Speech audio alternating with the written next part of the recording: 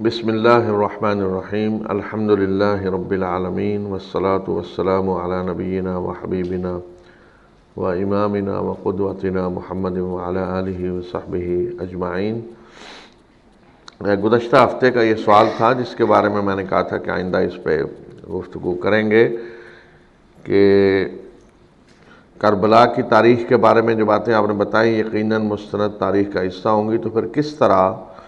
ایک فرقے کے علماء نے سچ کی بجائے جھوٹی باتیں بتا کر کافی تعداد کو اپنا گرویدہ بنا لیا؟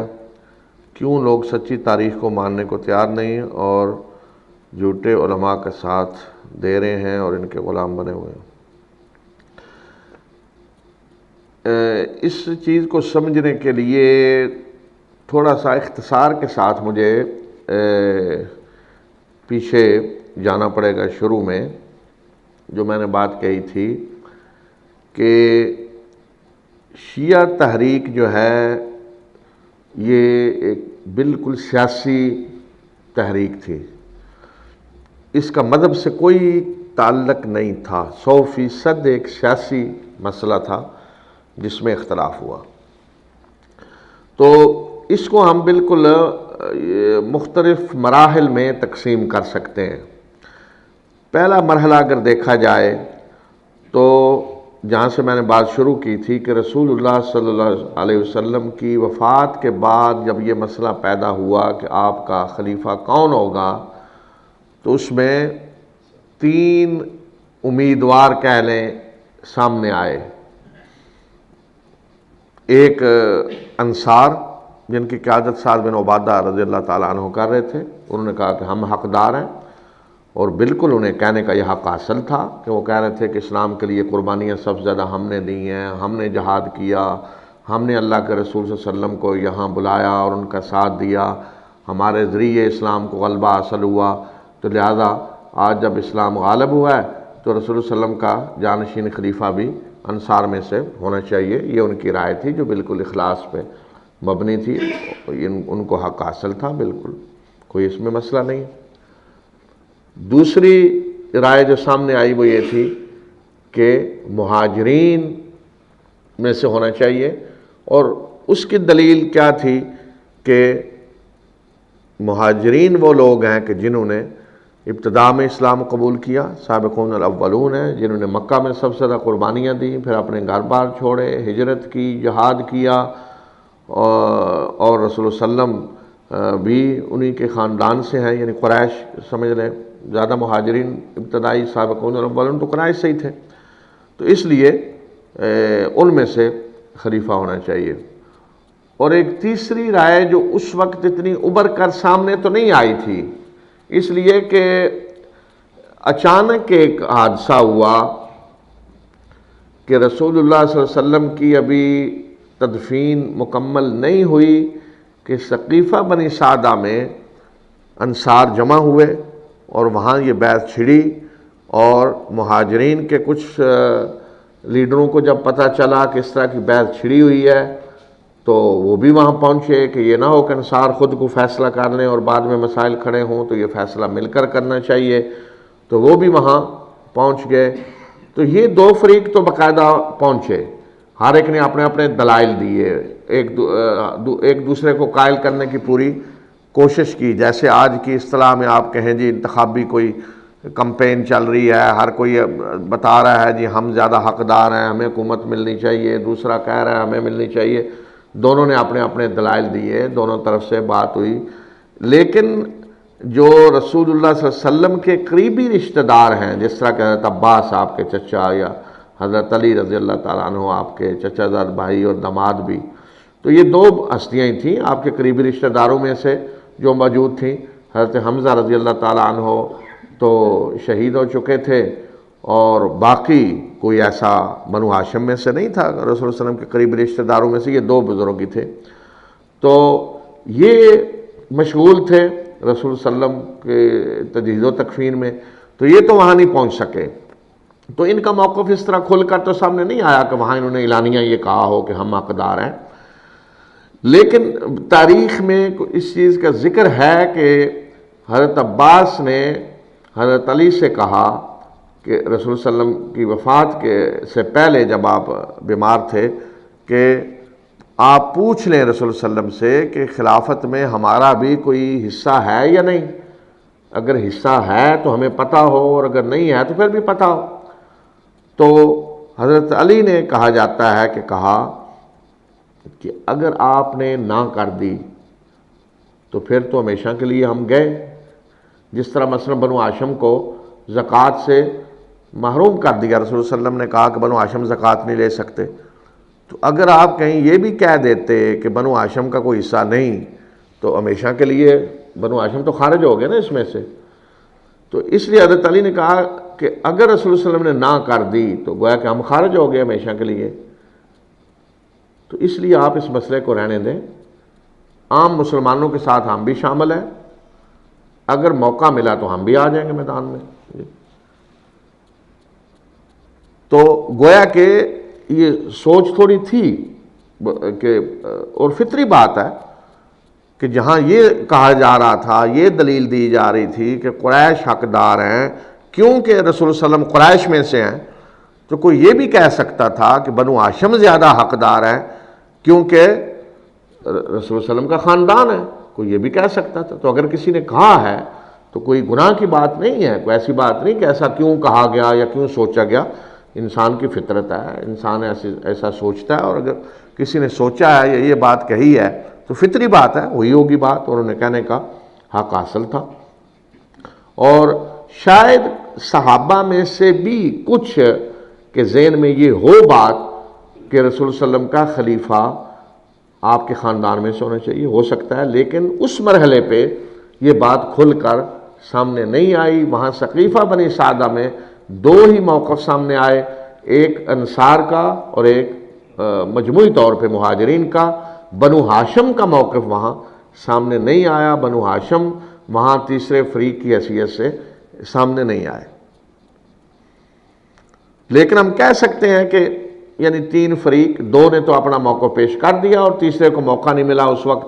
یا اس وقت وہ خاموش رہے۔ تو اس طرح یہ حالت تھی ابتدا میں۔ تو فیصلہ ہو گیا، مسلمانوں نے حضرت ابو بکر رضی اللہ تعالیٰ عنہ کی بیعت کر لی، اور پھر اس طرح کی حالت سے دوچار ہوئے مسلمان فوراً حضرت ابو بکر کی بیعت کے بعد کہ پورا عرب سوائے طائف اور مکہ اور مدینہ کے سب لوگ مرتد ہو گئے، یا مرتد ہو گئے دین سے ہی، یا زکوٰۃ دینے سے انہوں نے انکار کر دیا ہے، نبوت کے جھوٹے دعوے دار کھڑے ہو گئے۔ تو آپ ایسا سمجھیں جیسے پورے ملک میں ایک خانہ جنگی شروع ہو گئی ہے، بغاوت ہو گئی ہے۔ اور پھر اس بغاوت کو کچلنے کے لیے حضرت ابوبکر رضی اللہ تعالیٰ عنہ نے جس طرح بہترین طریقے سے پلاننگ کی، اور تمام صحابہ اللہ تعالیٰ کی رحمتیں ان پہ، کہ جس طرح پہلے انہوں نے اللہ کے دین کے لیے قربانیاں دی تھیں، اب دوبارہ کھڑے ہو گئے اسی طرح اللہ کے دین کو دوبارہ زندہ اور قائم کرنے کے لیے اور اس کے تحفظ کے لیے، اور انہوں نے نئے سرے سے ایک بہت بڑی جہادی تحریک شروع کر دی کہ ایک ایک قبیلے کے خلاف کارروائی، جن میں بڑی بڑی خطرناک جنگیں بھی ہوئیں۔ تو یہ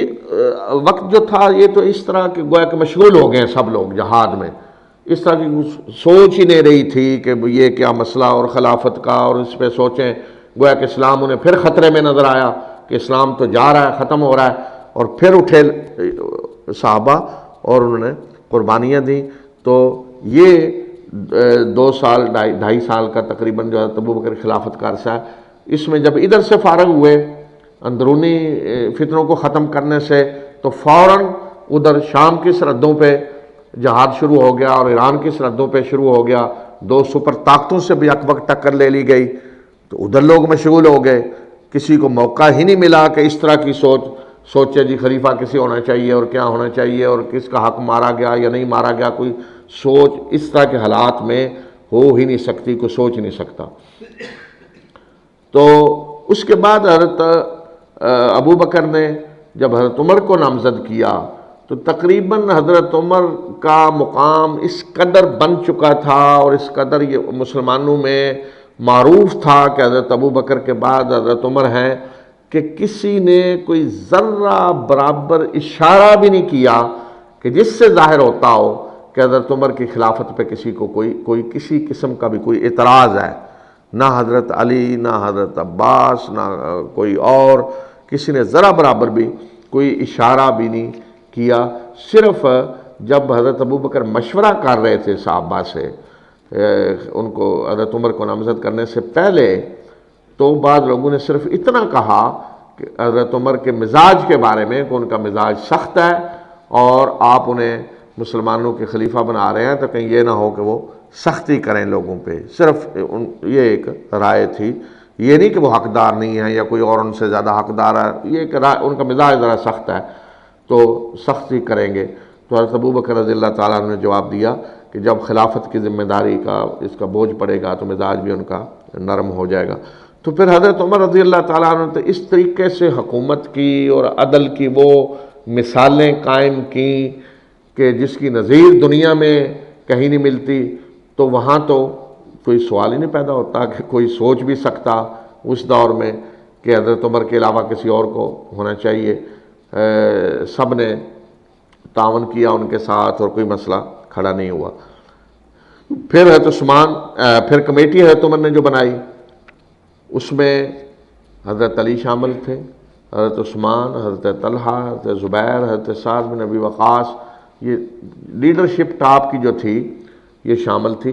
کہ ان میں سے اب کسی کو بھی خلیفہ مقرر کر لیا جائے. اور اس موقع پہ بھی حضرت علی رضی اللہ تعالیٰ عنہ نے یہ نہیں کہا کہ میں تو زیادہ حقدار ہوں یا میرے بارے میں رسول صلی اللہ علیہ وسلم نے کوئی وصیت کی ہوئی ہے تو میں کیوں کمیٹی میں شامل ہوں. خود حضرت علی رضی اللہ تعالیٰ عنہ کا کمیٹی میں شامل ہونا یہ اس بات کی دلیل تھی کہ وہ برابر سمجھ رہے تھے دوسروں کے اپنے آپ کو کہ جس طرح دوسروں کا حق ہے اسی طرح آپ کا حق ہے، یا جس طرح آپ کا حق ہے اسی طرح دوسروں کا بھی حق ہے. تو خود یہ کمیٹی میں شامل ہونے کا فیصلہ کر کے حضرت علی نے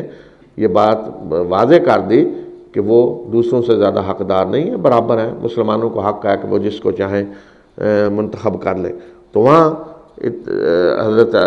عثمان رضی اللہ تعالیٰ عنہ کے بارے میں فیصلہ ہوا تو وہاں بھی حضرت علی رضی اللہ تعالیٰ عنہ نے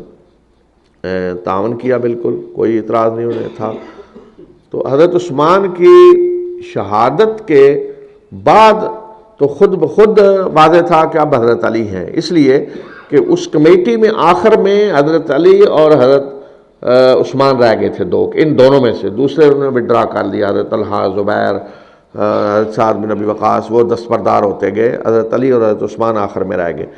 تو ظاہر حضرت عثمان کی جب بیعت کر لی گئی تو یہ تو واضح تھا کہ حضرت عثمان کے بعد اب حضرت علی ہیں. تو حضرت علی کی پھر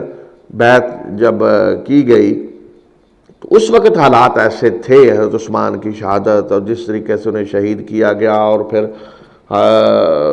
اس میں بعض لوگوں کا رد عمل، تو اس میں حالات ایسے تھے کہ حضرت علی رضی اللہ تعالیٰ عنہ کی جو بیعت ہوئی تو اس بیعت کے بارے میں پھر اختلاف ہوا کہ آیا یہ بیعت رضامندی سے ہوئی ہے، یہ زبردستی لی گئی ہے. تو وہاں وہ فتنہ کھڑا ہوا کہ جس کے نتیجے میں پھر پہلی جنگ جمل ہوئی. لیکن جنگ جمل میں کوئی حضرت علی کے مقابلے میں یہ سمجھ کر نہیں آیا کہ خلافت کے وہ زیادہ حقدار ہیں، یہ بات نہیں تھی، یا حضرت علی خلافت کے حقدار نہیں ہیں، یہ سمجھ کر نہیں آیا. وہاں تو صرف ایک مطالبہ تھا کہ حضرت عثمان کے قاتلوں کو پکڑا جائے بس. جیسے آج سمجھیں کہ کوئی ایک حکمران قتل ہوا ہے اور نیا حکمران آیا ہے تو لوگ جلوس لے کر آتے ہیں کہ جی یا کہیں دھرنا دے لیتے ہیں کہ جی قاتلوں کو پکڑا جائے ورنہ ہم نہیں جائیں گے. قاتل جو ہیں پہلے حکمران کو انہیں گرفتار کیا جائے، سزا دی جائے، یہ مطالبہ ہے. تو یہ اس طرح کی وہ صورتحال تھی، مطالبہ تھا. اور اس میں جیسے آج کہتے ہیں جی لا اینڈ آرڈر کا مسئلہ بنا تو حکومت طاقت استعمال کرتی ہے، تو حضرت علی نے اس کے لیے پھر طاقت استعمال کی. جنگ جمل ہوئی اور اس کے بعد مفاہمت ہو گئی، بات ختم ہو گئی. حضرت علی نے اپنی پوزیشن بتائی کہ میں قاتل کو پکڑنے کے لیے تیار ہوں لیکن ابھی میرے پاس اتنی طاقت نہیں ہے. تو اس کے بعد پھر جو دوسری جنگ شروع ہوئی ہے جنگ صفین حضرت علی اور معاویہ بن ابی سفیان کے درمیان، تو اس جنگ میں بھی ابتدا میں پہلا حصہ جو جنگ کا تھا تو اس میں تو وہاں بھی مطالبہ یہی تھا کہ حضرت عثمان کے قاتلوں سے بدلہ لیا جائے. بے شک اس کے پیچھے سیاسی مقاصد تھے، نیت کچھ اور تھی، نعرہ یہ لگایا جا رہا تھا، یہ اس نعرے کے پیچھے پناہ لی جا رہی تھی اپنے سیاسی مقاصد کو پورا کرنے کے لیے. لیکن نعرہ یہی تھا، یہ نہیں تھا کہ حضرت علی کی حکومت کو وہ تسلیم نہیں کرتے یا کوئی یہ کہہ رہا ہے جی حضرت علی سے زیادہ وہ حقدار ہیں. یہ بات نہیں تھی ابتدا میں. بعد میں جب جنگ ختم ہوئی اور کمیٹی بنانے کا فیصلہ ہوا اور پھر کمیٹی بھی کوئی کسی نتیجے پہ نہیں پہنچ سکی اور اس میں پھر یہ بن گیا کہ حضرت علی کے مقابلے میں ایک دوسرا گروپ معاویہ بن ابی سفیان کو لے آیا. نہیں جی وہ بھی حقدار ہیں، اور وہ حقدار کیوں ہیں کہ وہ حضرت عثمان کے قصاص کے وہ ہیں طلب کرنے والے حضرت عثمان کے خاندان میں سے، جس میں کوئی وزن نہیں تھا. اور شام کے لوگوں نے، بعض قبائل نے اپنے مفادات کے لیے ان کا ساتھ دیا، ورنہ پورا عالم اسلام حضرت علی رضی اللہ تعالیٰ عنہ کے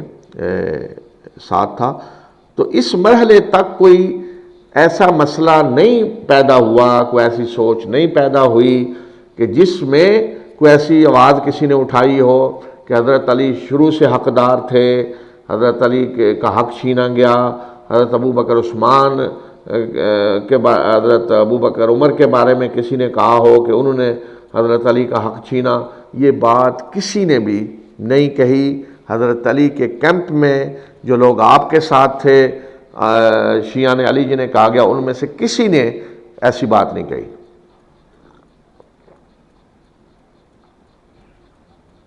حتیٰ کہ حضرت علی رضی اللہ تعالیٰ عنہ کے اپنے جو خطبے ہیں نہج البلاغہ میں، جو کسی سنی نے نہیں چھاپے ہوئے،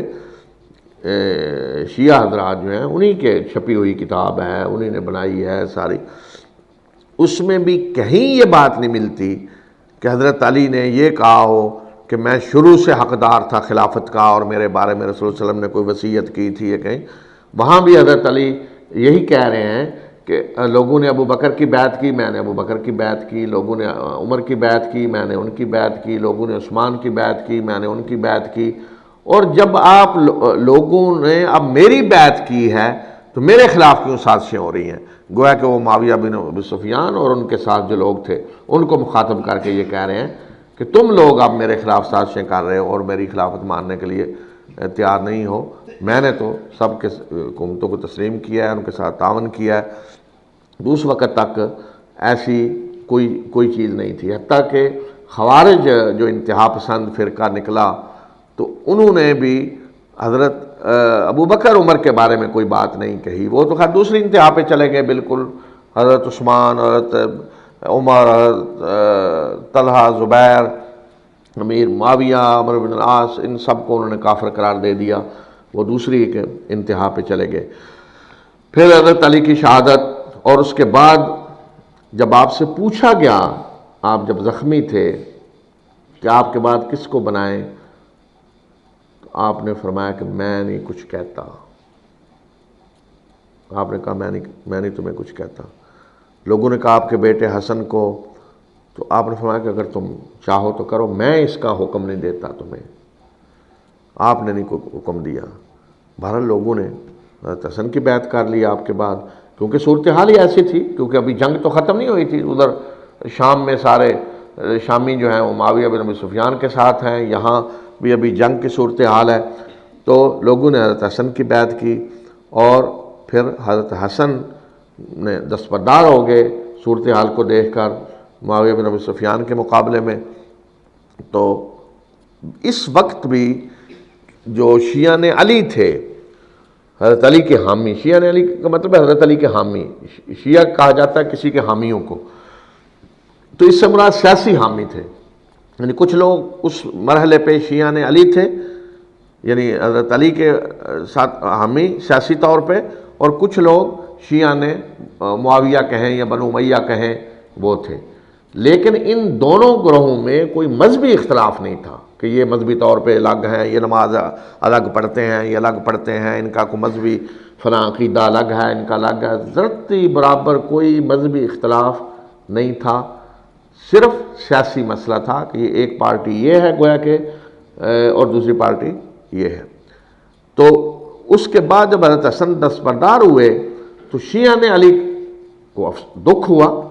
ایک جیسے آج آپ سمجھ لیں کہ ایک سیاسی پارٹی دوسری پارٹی کے حق میں بالکل بیٹھ جائے، جی کریں حکومت چھوڑیں ہاں، تو جو کسی بھی سیاسی پارٹی کے ورکر ہوتے ہیں، حامی ہوتے ہیں، وہ تو دوسروں کے خلاف ہوتے ہیں، تو وہ تو اپنے لیڈروں کی اس فیصلے کو پسند نہیں کریں گے کہ انہوں نے کیسا فیصلہ کیا۔ تو اس لیے اس وقت جو شیعان علی تھے وہ حضرت حسن پہ ناراض ہوئے، اور حضرت حسن کو لوگوں نے مذل المومنین کہنا شروع کر دیا کہ آپ مومنوں کو رسوا کرنے والے ہیں، رسوا کر دیا آپ نے۔ اور حتیٰ کہ حضرت سعد بن عبادہ، حضرت قیس بن سعد بن عبادہ کے بیٹے، جو حضرت علی کے بہت بڑے حامی تھے اور حضرت علی کی فوج کے کمانڈر تھے، جب حضرت حسن دستبردار ہو گئے تو وہ دستبردار ہونے کے لیے تیار نہیں تھے، وہ لڑنے کے لیے تیار تھے، لیکن مسئلہ یہ تھا کہ ہم کس کے لیے لڑیں؟ جو اصل جن کے لیے لڑ رہے ہیں وہ خود دستبردار ہو گئے ہیں، تو وہ کس کے لیے لڑیں؟ تو اس طرح لوگ دستبردار ہونے کے لیے تیار نہیں تھے، لیکن خود حضرت حسن جب دستبردار ہو گئے ہیں تو پھر اور کو کیا کرے گا؟ تو اس طرح لوگوں کو غصہ ہوا کیوں دستبردار ہوئے ہیں، لیکن حضرت حسن نے سب کو چھوڑ کر وہ گھر بیٹھ گئے آرام سے، گویا کہ سیاست سے کنارہ کش ہو گئے وہ اس پورے عرصے میں۔ پھر 20 سال تقریباً معاویہ بن ابی سفیان کی حکومت رہی، وہ ایک بادشاہت تھی، تو اس میں تو بہرحال کسی کو موقع نہیں دیا گیا کوئی اٹھے اور بات کرے، کوئی آزادی تو نہیں تھی، کوئی ہل نہیں سکتا تھا۔ حضرت ابو بکر عمر والا دور نہیں تھا کہ جو یا حضرت عثمان والا جی لوگ اٹھ کے آ رہے ہیں اور دھرنے دے رہے ہیں، اور وہ وہاں وہ حال نہیں تھا، وہ بادشاہت تھی پوری، اور بادشاہتیں جیسے ہوتی ہیں وہی اسٹائل تھا، تو اس لیے کسی کو ہلنے نہیں دیا گیا، نہ کوئی ہلتا نہ بات کر سکتا تھا۔ پھر جب امیر معاویہ کی وفات کا وقت آیا تو اس وقت انہوں نے مشورہ کیا اکابر جو اس وقت لیڈر تھے مسلمانوں کے، ان سے کہ کیا کیا جائے، اور اس مشورے سے پہلے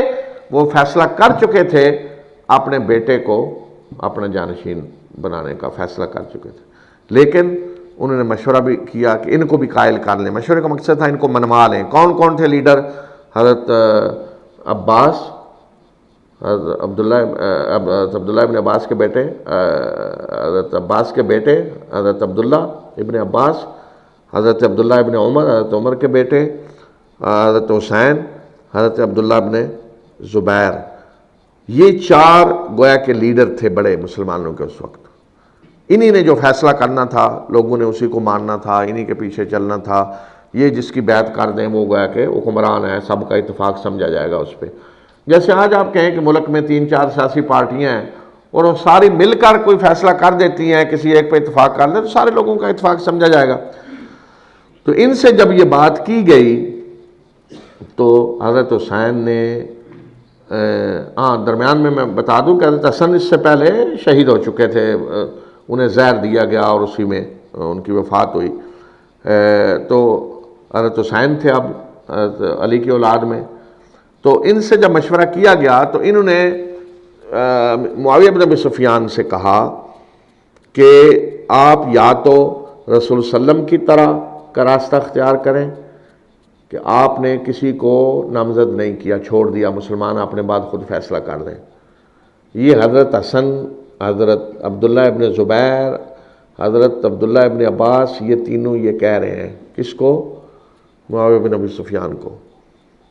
کہ آپ چھوڑ دیں جس طرح رسول صلی اللہ علیہ وسلم نے چھوڑا۔ گویا کہ وہ اعتراف کر رہے ہیں کہ رسول صلی اللہ علیہ وسلم نے کسی کے لیے کوئی وصیت نہیں کی تھی کہ میرے بعد فلان ہوگا، کوئی وصیت نہیں تھی۔ یا حضرت ابو بکر کی طرح نامزد کریں کسی کو لیکن اپنے خاندان میں سے نہیں۔ حضرت ابو بکر نے نامزد کیا لیکن اپنے بیٹے یا خاندان میں سے نہیں کسی کو کیا، اس طرح نامزد کریں ٹھیک ہے لیکن خاندان اپنے میں سے نہیں۔ یا کمیٹی بنا دیں جس طرح حضرت عمر نے کمیٹی بنائی۔ یہ 3 راستے ہیں، ان میں سے کوئی اختیار کریں، اور اگر کوئی اور راستہ اختیار کریں گے تو ہم قبول نہیں کریں گے۔ لیکن انہوں نے سختی کی کہ ان سے زبردستی بیعت لی جائے، تو بہرحال کچھ ہیلے کر کے یہ لوگ مدینہ سے نکل کر مکہ چلے گئے سارے بزرگ، کیونکہ مکہ میں کسی کو پکڑنا گرفتار کرنا ہوا اللہ کا حرم ہے، ممکن نہیں تھا، تو یہ بچ کر وہاں چلے گئے۔ ورنہ ممکن تھا کہ اگر مدینہ میں رہتے اور بیعت نہ کرتے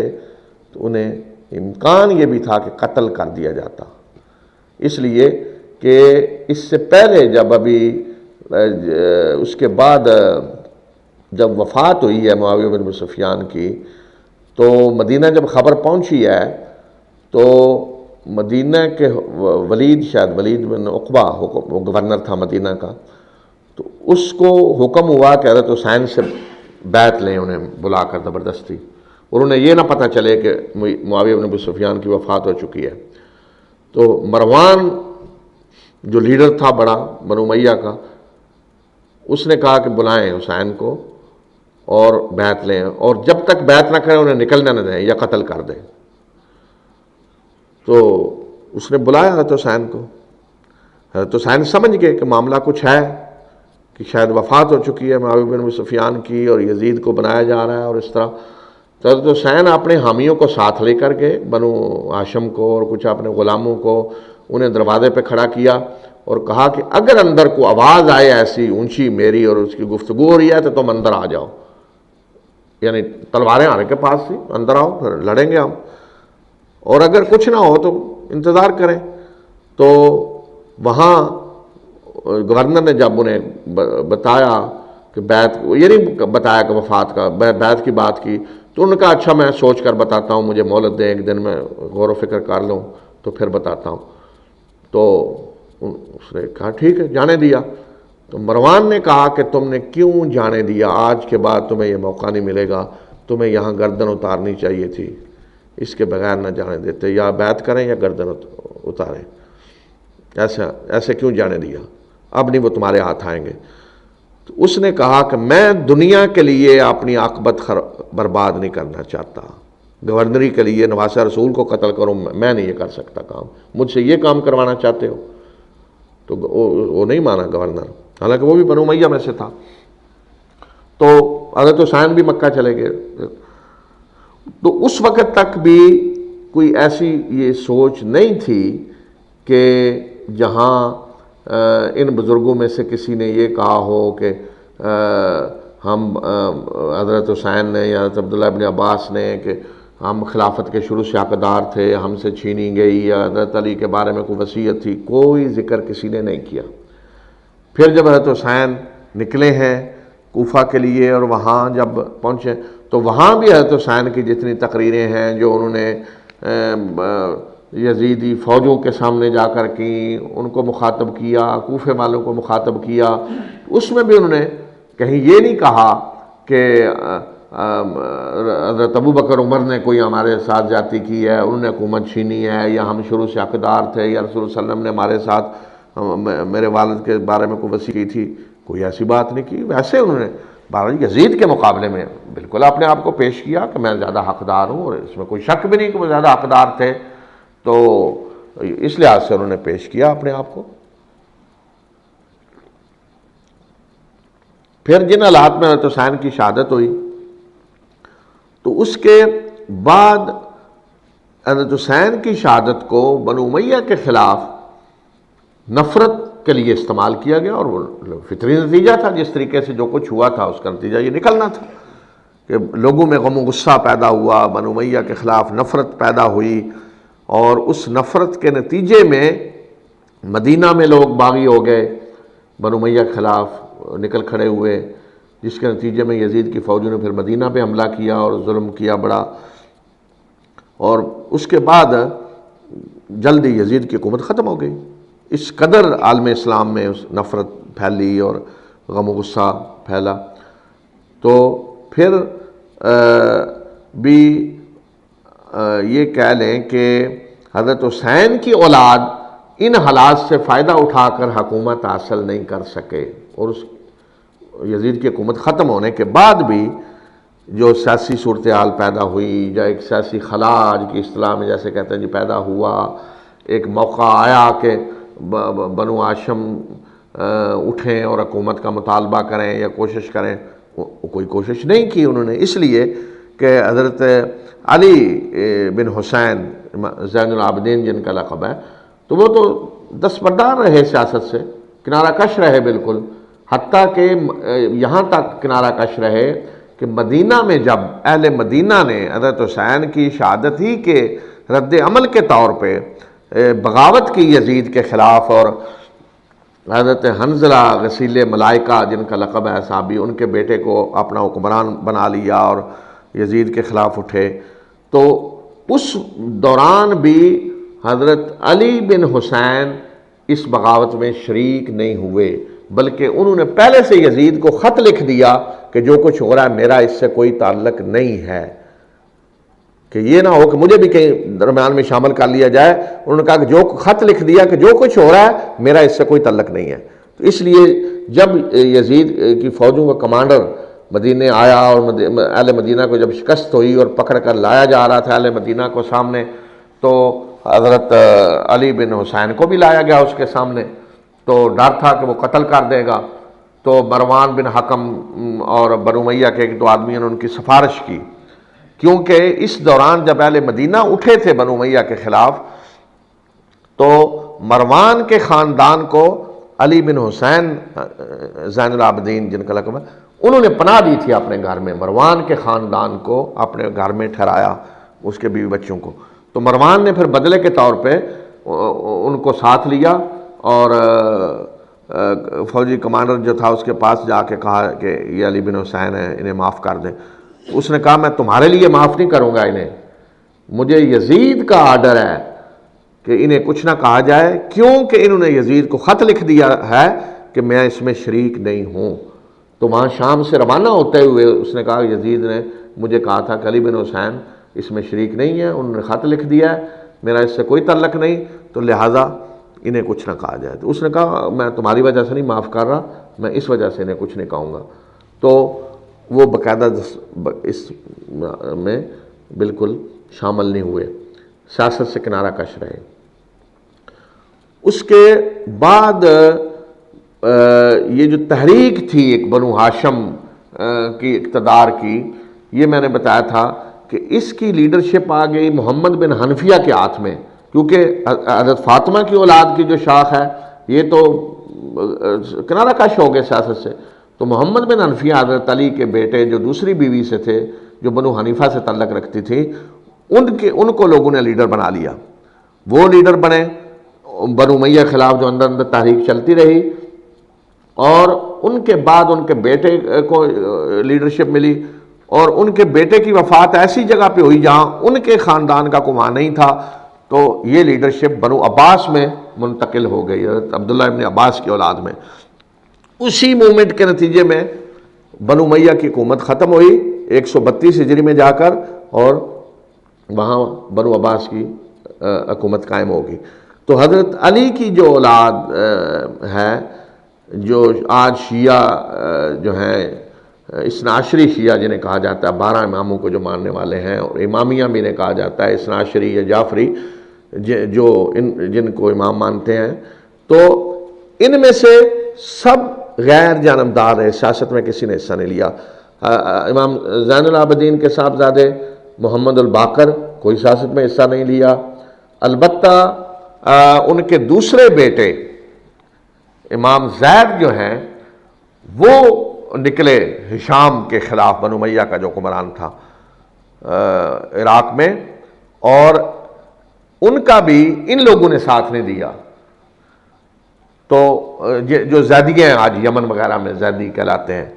تو وہ الگ تھے، وہ نکلے۔ یا پھر حضرت حسن کی اولاد میں سے محمد اور ابراہیم، 2 بھائی حضرت حسن کے پوتے، وہ نکلے منصور کے دور میں، عباسی منصور جو تھا اس کے خلاف حکومت حاصل کرنے کے لیے اٹھے، ابراہیم عراق میں اور محمد مدینہ میں اٹھے دونوں، لیکن انہیں شکست ہوئی اور کامیاب نہ ہو سکے۔ تو گویا کہ حضرت حسن کی اولاد میں سے کوشش ہوئی حکومت حاصل کرنے کی، اور ادھر حضرت حسین کی اولاد میں سے امام زید اٹھے جو اثنا عشری شیعوں سے جن کا کوئی تعلق نہیں ہے۔ تو ان میں سے محمد باقر جو ہیں حضرت علی زین العابدین کی اولاد، انہوں نے کوئی حصہ نہیں لیا سیاست میں. جعفر صادق آئے, انہوں نے کوئی حصہ نہیں لیا سیاست میں. ان کے بعد ان کے بیٹے موسیٰ کاظم ہیں, انہوں نے کوئی سیاست میں حصہ نہیں لیا. علی اور رضا آئے, انہوں نے کوئی حصہ نہیں لیا سیاست میں. البتہ علی اور رضا جو ہیں, انہیں مامون الرشید نے اپنا ولی عہد بنا دیا اپنی زندگی میں کہ بنو عباس سے حکومت ادھر منتقل ہو جائے. مامون الرشید جو ہارون الرشید کا بیٹا تھا, ولی عہد بنا دیا. تو اگر وہ انہوں نے کوئی مطالبہ کیا, نہ کچھ سیاسی تحریک, کچھ نہیں, انہوں نے خود ہی کچھ ذہن میں آیا, اس کے سوچ اس نے ولی عہد نے بنا دیا. لیکن بنو عباس خلاف ہو گئے سارے مامون کے, اور اسے خطرہ ہو گیا کہ بغاوت ہو جائے گی اس کے خلاف. تو پھر کچھ اس طرح کی باتیں بھی تاریخ میں آتی ہیں کہ انہیں زہر دے کر مروا دیا گیا کہ وہ ولی عہد نہ بنے, علی اور رضا. اس کے بعد پھر آتے ہیں محمد جواد, علی رضا کے بیٹے, انہوں نے بھی کوئی حصہ نہیں لیا سیاست میں, کوئی کہیں نہیں اٹھے, کچھ نہیں کیا. پھر علی الہدی آتے ہیں, انہوں نے بھی کوئی حصہ نہیں لیا. پھر 11ویں امام حسن عسکری, انہوں نے بھی کوئی حصہ نہیں لیا. اور 12ویں جو ہیں ان کے بارے میں تو اختلاف ایک یہ بھی ہے کہ امام حسن عسکری کی اولاد تھی بھی یا نہیں, کوئی یہ بھی یقینی نہیں کہ اولاد ہے تھی یا نہیں. تو اگر مانا جائے کہ ہے, جس طرح یہ کہتے ہیں کہ 12ویں محمد المہدی جن کے بارے میں ان کا عقیدہ ہے کہ امام مہدی جنہیں یہ کہتے ہیں اور انہیں وہ غائب ہوئے آنا, تو یہ ان کا خیال یہ ہے کہ وہ بچے تھے چھوٹے, ابھی 6-7 سال کے, تو کہیں غائب ہو گئے جی, ایک کسی غار میں گھسے اور واپس نہیں آئے, کدھر گئے, تو وہاں معاملہ ختم. 12واں امام وہ ہے, وہاں جا کر ان کا امامت کا سلسلہ وہیں رک گیا. تو کچھ دیر یہ دعوے کرتے رہے کہ وہ جی چھپے ہوئے ہیں, غائب ہیں, اور کچھ لوگوں سے ان کا تعلق ہے, اور وہ ان کو بتاتے ہیں, رابطہ ہے کچھ لوگوں, جیسے کو ہوتا ہے نا بعض جو تحریکیں خفیہ زیر زمین چل رہی ہوتی ہیں, تو لیڈرشپ چھپی ہوئی ہے, تو کسی سے کوئی خفیہ رابطہ ایک دو سے ہوتا ہے, کوئی اس طرح کی باتیں ہوتی رہیں, حتیٰ کہ وہ کہتے ہیں جی پھر بالکل رابطہ منقطع ہو گیا, اگر تھا بھی رابطہ تو وہ منقطع ہو گیا. تو یہ سارے جو بزرگ تھے, ان بزرگوں میں سے کسی نے بھی کوئی ایسی بات نہیں کی کہ حضرت ابو بکر کے خلاف, حضرت عمر کے خلاف, کہ جنہوں نے, یا حضرت عثمان کے خلاف, یا انہوں نے کوئی ایسی باتیں کی ہوں کہ ان سے حکومت چھینی گئی اور ان کا حق تھا. نہیں, یہ بزرگ جو ہیں ان کا جس طرح احترام شیعہ نے علی میں تھا, اسی طرح کا احترام اہل سنت میں بھی تھا. امام زید جو ہیں, امام حنیفہ ان کے شاگرد ہیں, امام جعفر صادق جو ہیں ان کا بھی اسی طرح ائمہ سے تعلق رہا, ایک دوسرے سے پڑھتے رہے, سیکھتے رہے. تو گویا کہ زیادہ سے زیادہ آپ یہ کہہ سکتے ہیں کہ جس طرح مثلا امام شافعی ہیں, امام احمد بن حنبل ہیں, امام مالک ہیں, امام ابو حنیفہ ہیں, تو اسی طرح امام جعفر یا محمد الباقر جو ہیں ان کی بھی اپنی فقہی آراء تھیں, اور ان سے ان کے اجتہادات تھے, ان سے دوسرے ائمہ بھی ان سے استفادہ کرتے رہے, پڑھتے رہے. لیکن وہ کوئی بہت بڑا اختلاف نہیں تھا کوئی اہل سنت اور ان میں, اور سیاست سے وہ ویسے ہی کنارہ کش رہے. انہوں نے کوئی تحریک نہیں چلائی, کبھی حکومت حاصل کرنے کی کوشش نہیں کی کہ لوگ ان کا ساتھ دیتے یا کچھ ہوتا. اور جس وقت کوشش ہوئی ہے تھوڑی حضرت حسن کی اولاد میں سے, بنو امیہ تو خیر کہیں کسی کھاتے میں نہیں تھے, بنو عباس آ چکے تھے اس وقت, جو رسول صلی اللہ علیہ وسلم ہی کا خاندان, آپ کے چچا کی اولاد ہیں. تو ان میں محمد جو اٹھے ہیں مدینہ میں, تو بہت نیک انسان تھے. محمد ان کا لقب تھا نفس زکیہ, یعنی کہ پاکیزہ انسان, اتنے نیک تھے. ان کے دوسرے بھائی ابراہیم جو عراق میں اٹھے حکومت کے لیے, تو امام ابو حنیفہ رحمۃ اللہ علیہ کا وہ دور تھا. تو امام ابو حنیفہ رحمۃ اللہ علیہ نے, کہا جاتا ہے کہ اپنی طرف سے خفیہ طریقے سے پوری مدد کی, ان کی اعلانیہ نہیں, خفیہ پوری مدد کی. حتیٰ کہا جاتا ہے کہ پیسہ بھی دیا انہیں, آپ نے لوگوں کو کہا کہ ان کا ساتھ دیں. اور بنو عباس کے ایک بہت بڑے کمانڈر تھے جو امام حنیفہ کے شاگرد تھے، ان کے پاس آنا جانا تھا، تو انہیں کہا گیا کہ نکلیں، وہ جا کے بغاوت کچلیں. تو انہوں نے امام حنیفہ سے مشورہ کیا تو امام حنیفہ نے انہیں کہا کہ نہ آپ نہ یہ کام کریں، اور انہوں نے انکار کر دیا لڑنے سے. تو اس سے آپ اندازہ کریں کہ یہ بزرگ اگر کوشش کرتے بھی حکومت حاصل کرنے کے لیے تو سارے اہل سنت ساتھ دیتے ہیں، ان کا کوئی مسئلہ ہی نہیں تھا. بنو امیہ کے خلاف تو 100% ساتھ دیتے، بنو عباس کے مقابلے میں بھی اٹھتے تو لوگ ساتھ دیتے، لیکن وہ تو اٹھے ہی نہیں خود. تو جب آپ خود نہیں اٹھ رہے ہیں تو لوگ آ کے پھر کیا کریں گے؟ تو اس لیے یہاں جب یہ ہوا کہ 12ویں امام کے بارے میں یہ سمجھ لیا گیا کہ وہ غائب ہو گئے ہیں، تو اس کے بعد پھر باقاعدہ سارا کچھ گھڑا گیا. اس لیے کہ جب تک زندہ رہے یہ بزرگ تو ان کی زندگی میں تو حضرت ابو بکر عمر کو گالیاں نہیں دی جا سکتی تھیں، ان کی زندگی میں تو اس طرح کی چیزیں نہیں گھڑی جا سکتی تھیں. وہ انکار کر دیتے، لوگ ان سے جا کر پوچھتے، وہ کہتے ہمارا تو کوئی تعلق نہیں ان چیزوں سے. لیکن جب یہ سمجھ لیا گیا کہ وہ غائب ہے تو پھر ان کی طرف نسبت کر کے بہت کچھ گھڑ لیا گیا جس کی کوئی تصدیق نہیں ہو سکتی تھی کہ انہوں نے کہا ہے یا نہیں، یا کوئی اس کے تردید اب کرنے والا گویا کہ نہیں تھا. تو پھر یہ سارا کچھ وجود میں آیا جو آج شیعہ ازم جسے کہا جاتا ہے، یا جو کچھ گھڑ لیا گیا. تو گویا کہ یہ مرحلہ جو تھا پہلا، اس میں ایسی کوئی چیز نہیں تھی کہ جس میں کہا گیا ہو کہ حضرت علی شروع سے وہ حقدار تھے اور حضرت ابو بکر عمر نے ان پہ کوئی ظلم کیا اور وہ غاصب. بلکہ ان تمام بزرگوں کی اولادیں جو ہیں، شجرہ نسب میں نے دیکھا ہے، انشاءاللہ میں کسی وقت لا کے دکھاؤں گا پورا شجرہ نسب جو انہی کی کتابوں سے لیا گیا، ان کی اولادیں تمام بزرگوں کی. ان تمام بزرگوں کی اولادوں میں آپ کو نام ابو بکر بھی ملیں گے، عمر بھی ملیں گے، عثمان بھی ملیں گے، بیٹیوں میں عائشہ نام ملے گا، تقریباً اوپر سے نیچے تک. خود حضرت علی رضی اللہ تعالیٰ عنہ کی اولاد میں ابو بکر بھی ہیں، عمر بھی ہیں. اور جو میدان میں جو شہید ہوئے کربلا میں حضرت حسین کے ساتھ، ان کا ذکر نہیں کیا جاتا، ان میں ابو بکر بھی ہیں، عمر بھی ہیں، حضرت ابو بکر حضرت علی کی اولاد میں. پھر آگے امام زین العابدین اور دوسرے جو ائمہ ان کی اولادوں میں باقاعدہ یہ سارے نام ملتے ہیں. اس طرح کوئی تصور بھی نہیں تھا کہ وہ ان بزرگوں سے، صحابہ سے کوئی ان کی ناراضگی ہو، کوئی مسئلہ ہو، کوئی ایسی چیز نہیں تھی. پھر دیکھیں کہ حضرت علی رضی اللہ تعالیٰ عنہ نے اپنی بیٹی کا رشتہ دیا حضرت عمر کو. ام کلثوم حضرت علی کی بیٹی، حضرت عمر سے ان کا رشتہ ہوا ایک تعلق بڑھانے کے لیے. تو اب یہ حضرات اس کا انکار نہیں کرتے. تو کسی نے ایک دفعہ کو مناظرہ ہو رہا تھا تو کسی سنی جو تھا اس نے کہا کہ حضرت علی نے اپنی بیٹی دی حضرت عمر کو. تو انہوں نے کہا نہیں، وہ زبردستی انہوں نے لے لیا. اس نے کہا کہ عربوں میں کچھ بھی ہو جائے، عرب اپنی عزت کے لیے جان بھی دے دیتے ہیں.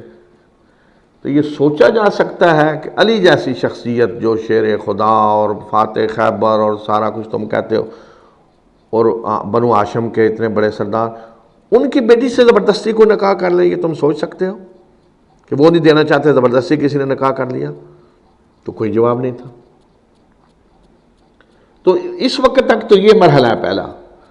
اس کے بعد دوسرا مرحلہ شروع ہوا کہ جس میں یہ چیز پھر آئی کہ نہیں جی، حضرت علی تو شروع سے حقدار تھے خلافت کے، رسول صلی اللہ علیہ وسلم نے ان کے لیے وصیت کی تھی، اور حضرت ابو بکر عمر نے خلافت غصب کی. اور پھر باقاعدہ اس کو ایک عقیدے کا درجہ دے دیا گیا. تو ایک باقاعدہ اس کو مذہب کے طور پہ ایک الگ وہ ساری چیزیں بنا لی گئیں، جس میں سب سے اب بنیاد جو ہے اس مذہب کی، جنہیں امامیہ کیوں کہتے ہیں، وہ کہتے ہیں جی امام یعنی لیڈر، مسلمانوں کا جو خلیفہ گویا کہ ہوگا، وہ باقاعدہ نامزد ہوگا. رسول صلی اللہ علیہ وسلم کی طرف سے نامزدگی ہے، اور پھر آگے ہر آنے والا نامزد کر کے جائے گا اگلے کو، اور وہ پھر ان کے ہاں یہ ہے کہ بڑا بیٹا جو ہے وہ گویا کہ ہوگا، اور اس میں بھی حضرت حسن کا بیٹا نہیں، حضرت حسن کے بعد حضرت حسین ہے، اور اس کے بعد کہتے ہیں جی کہ بڑا بیٹا، اور اس میں بھی آگے جا کے تبدیلیاں آئی ہیں کہ امام جعفر صادق جو ہے ان کے بڑے بیٹے تھے اسماعیل، ان کو انہوں نے نامزد کیا، وہ ان کی زندگی میں فوت ہو گئے، تو پھر چھوٹے بیٹے کو انہوں نے کر دیا موسیٰ کاظم کو، تو بعد میں اسماعیل کے بیٹے کھڑے ہو گئے دعوے دار بن کے، انہوں نے کہا جی میرا باپ تھا، باپ کے بعد میں ہوں، تو وہی اسماعیلی پھر فرقہ الگ شروع ہو گیا، اسماعیل کی اولاد الگ ہو گئی، جنہوں نے حکومت بھی فاطمی حکومت قائم ہوئی جن کی مصر میں، اور سارے وہ الگ ہو گئے سارے۔ تو اس طرح انہوں نے پھر ایک یہ عقیدہ بنا لیا امامت کا باقاعدہ کہ ہر امام نامزد ہے، گویا کہ وہ کہتے ہیں رسول صلی اللہ علیہ وسلم نے حضرت علی کو نامزد کیا، انہوں نے حضرت حسن کو، انہوں نے حضرت حسین کو، اور آگے انہوں نے اپنی اولاد کو ہر ایک نامزد کرتا ہے، اور وہ پھر یہ کہ یہ جتنے ائمہ ہیں وہ کہتے ہیں یہ معصوم ہیں، ان سے کوئی گناہ غلطی نہیں ہو سکتی، اور ان کے پاس لدنی علم ہے، گویا کہ ڈائریکٹ رسول صلی اللہ علیہ وسلم کے پاس سے علم آ رہا ہے ان کے پاس، صرف یہ کہ وحی نہیں آتی، ویسے سینہ بسینہ ان کے پاس وہ علم آ رہا ہے، گویا کہ وہ نبوت ہی کی طرح کا ہے سارا کچھ، صرف یہ کہ وحی نہیں آتی، یہ عقیدہ باقاعدہ ائمہ کے بارے میں بنا لیا گیا۔ پھر امام غیب کا عقیدہ باقاعدہ بنا لیا گیا کہ 12ویں امام کے بارے میں یہ عقیدہ کہ وہ غائب ہوئے، تو یہ جی قیامت سے پہلے دوبارہ آئیں گے، اور اس وقت دنیا ظلم سے بھری ہوئی ہوگی، بہت زیادہ جب ظلم بڑھے گا تو پھر آئیں گے، اور آ کر وہ ظلم کو ختم کریں گے، عدل قائم کریں گے، اور جو اہل بیت کے دشمن ہیں انہیں سزا دیں گے۔ اور عجیب لطیفہ یہ کہ چونکہ یہ سمجھتے ہیں کہ ظلم زیادہ بڑھے گا تو وہ آئیں گے، تو ابھی عراق میں جو کچھ ہوا، شیعوں کی حکومت قائم ہوئی، تو اس میں کچھ لوگوں نے بہت زیادہ قتل و غارت شروع کر دی، کچھ ایسے گروپ اٹھے کہ انہوں نے بہت زیادہ قتل و غارت کی، تو ان سے جب پکڑے گئے کچھ لوگ اور پتہ چلا کہ فلسفہ پیچھے کیا ہے، ان کا جی جتنا زیادہ خون بہائیں گے تو مہدی صاحب جو ہیں وہ جلدی آئیں گے تیزی سے، تو اس لیے خون بہانا ضروری ہے کہ وہ تاکہ وہ جلدی نکلیں، تو اس وقت سے وہ کہتے آ رہے ہیں جی کہ اللہ انہیں جلدی نکالے، کہاں چھپے ہوئے ہیں، کدھر ہیں، بہرحال وہ تو جو سوال یہ ہے کہ جو خود اپنے آپ کو کہیں نکال نہیں سکتے، چھپے ہوئے ہیں، کسی نے اغوا کر لیا ہے، کدھر ہیں، تو وہ آ کر مطلب کیا کر لیں گے، جو اس پہ قدرت نہیں رکھتے کہ وہ کہیں جہاں پکڑے ہوئے ہیں، جہاں کدھر ہیں، قید ہیں، کیا ہیں، اور اب وہ کتنے تقریباً 1200-1300 سال ہو گئے ہیں، تو ایک یہ عقیدہ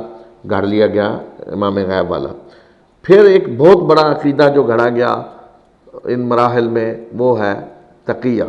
اب تقیہ بھی کیوں گھڑا گیا کہ جب انہیں کہا گیا کہ بھئی حضرت علی نے تو بیعت کی، انہوں نے کچھ نہیں کہا، حضرت حسن دستبردار ہو گئے، دوسرے سارے جو ہیں انہوں نے کچھ نہیں کہا، کوئی بتا، تو انہوں نے کہا جی نہیں، انہوں نے مسلط کے تحت خاموشی اختیار کر لی،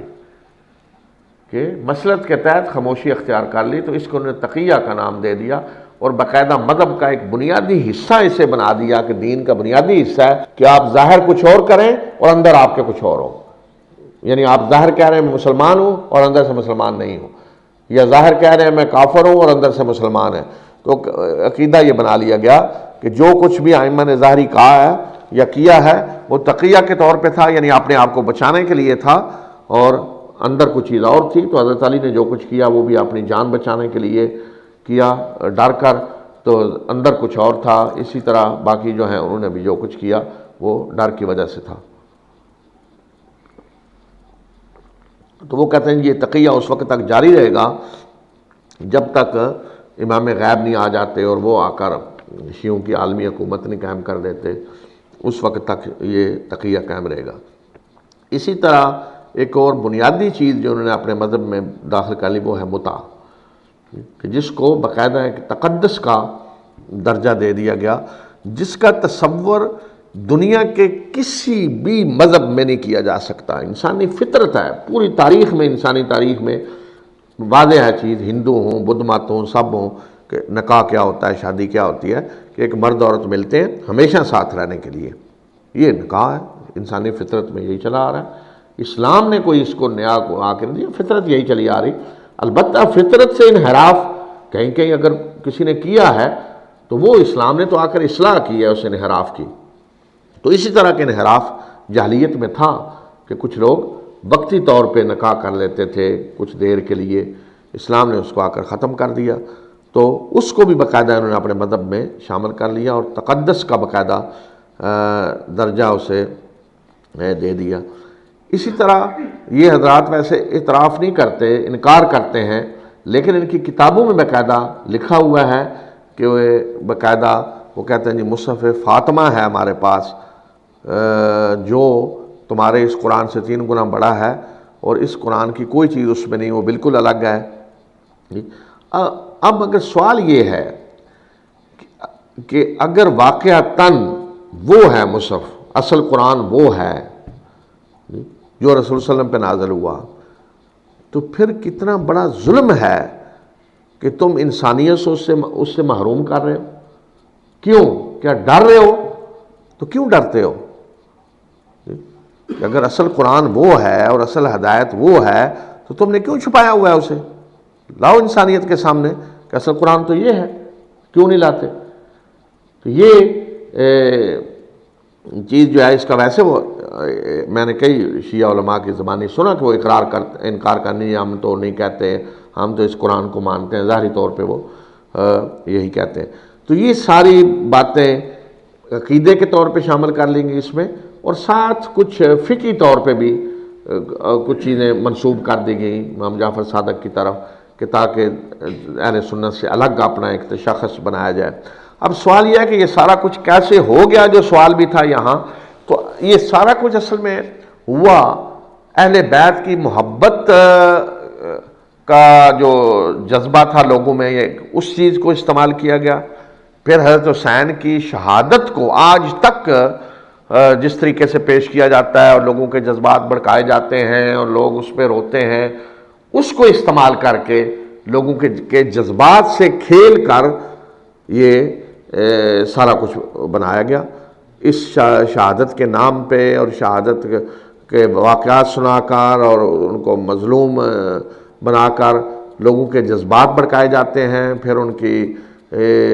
اپنے ساتھ وابستگی وہ کی جاتی ہے، اور جب وہ وابستگی ہو جاتی ہے تو پھر ساتھ انہیں اس راستے پہ چلا دیا جاتا ہے. تو اس لیے کوئی مجلس نہیں ہوتی ایسی، کوئی عید ہو، کوئی کسی قسم کا کوئی پروگرام ہو، ہر جگہ ہوتا کیا ہے؟ حضرت حسین کی شہادت بیان ہوتی ہے. صرف یہاں نہیں، اس عشری فرقے میں نہیں، دوسرے جو فرقے ان سے نکلے ہیں وہاں بھی یہی ہوتا ہے. ہر وقت وہی ہوگا. اور وہ ظاہر ایسی چیز ہے کہ جب ہر جگہ یہ بیان کیا جائے گا تو آدمی رو پڑتا ہے سن کر. آپ بھی پڑھیں گے ان واقعات کو، رو پڑیں گے، سنیں گے تو رو پڑیں گے. تو ہر وقت جب لوگوں کو رلایا جا رہا ہے، ان کے جذبات اس طرح وہ بھڑکائے جا رہے ہیں تو اس کے بعد تاکہ انہیں کچھ اور سوچنے کا موقع ہی نہ ملے، اس سے نکل کر کچھ اور سوچ سکیں، کچھ اور کریں نہیں، ہر وقت اسی. تو یہ شہادت حسین کا جو ہے واقعہ، اسی کو بنیاد بنا کر لوگوں کے جذبات بھڑکا کر انہیں وہ اس طرح بنا دیا گیا کہ وہ ساری اس طرح کی چیزیں مان لیں یا چل پڑیں اس کے ساتھ. تو آج بھی یہ جو مذہب ہے اس کے مقاصد آج بھی سیاسی ہیں، اس میں کوئی شک نہیں. اور اب تو باقاعدہ پھر ایک نیا عقیدہ بنایا گیا جب سے یہ ہوا کہ امام غائب ہیں. تو اب جب آئیں گے مہدی تو پھر دیکھا جائے گا کیا کرنا ہے. تو اتنا عرصہ تو پھر یہ بیٹھے رہے کیونکہ امام نہیں ہے، امام آئیں گے تو کچھ کریں گے. تو پھر اب نیا عقیدہ بنایا گیا جو ایران میں رائج ہے ابھی، کہ ولایت فقیہ، کہ امام کی نیابت قائم مقامی کرے گا کوئی فقیہ آدمی، امام کا قائم مقام ہوگا. تو وہ ابھی جو مثلا خامنائی صاحب ہیں وہ گویا کہ وہ امام غیب کے قائم مقام ہیں جب تک وہ نہیں آتے. تو وہ قائم مقام بنا لیا گیا، اور اب وہ قائم مقام رہے گا تو گویا کہ یہ حکومت امام غیب کے نام پہ کی جا رہی ہے، کہ امام غیب کے نمائندے ہیں یا ان کے قائم مقام ہیں جو حکومت کر رہے ہیں، تو جب تک وہ نہیں آتے تو اس وقت تک یہ اس طرح چلاتے رہیں گے۔ تو اب نہ تو کسی نے آنا ہے جی، نہ ادھر سے کسی نے آنا ہے، نہ ادھر سے کسی نے آنا ہے، اور یہ دونوں گھر بیٹھ کر انتظار کر رہے ہیں، ایک مہدی ان کے ہیں اور ایک مہدی اہل سنت کے ہیں جی۔ اور سوال یہ ہے، عجیب بات یہ ہے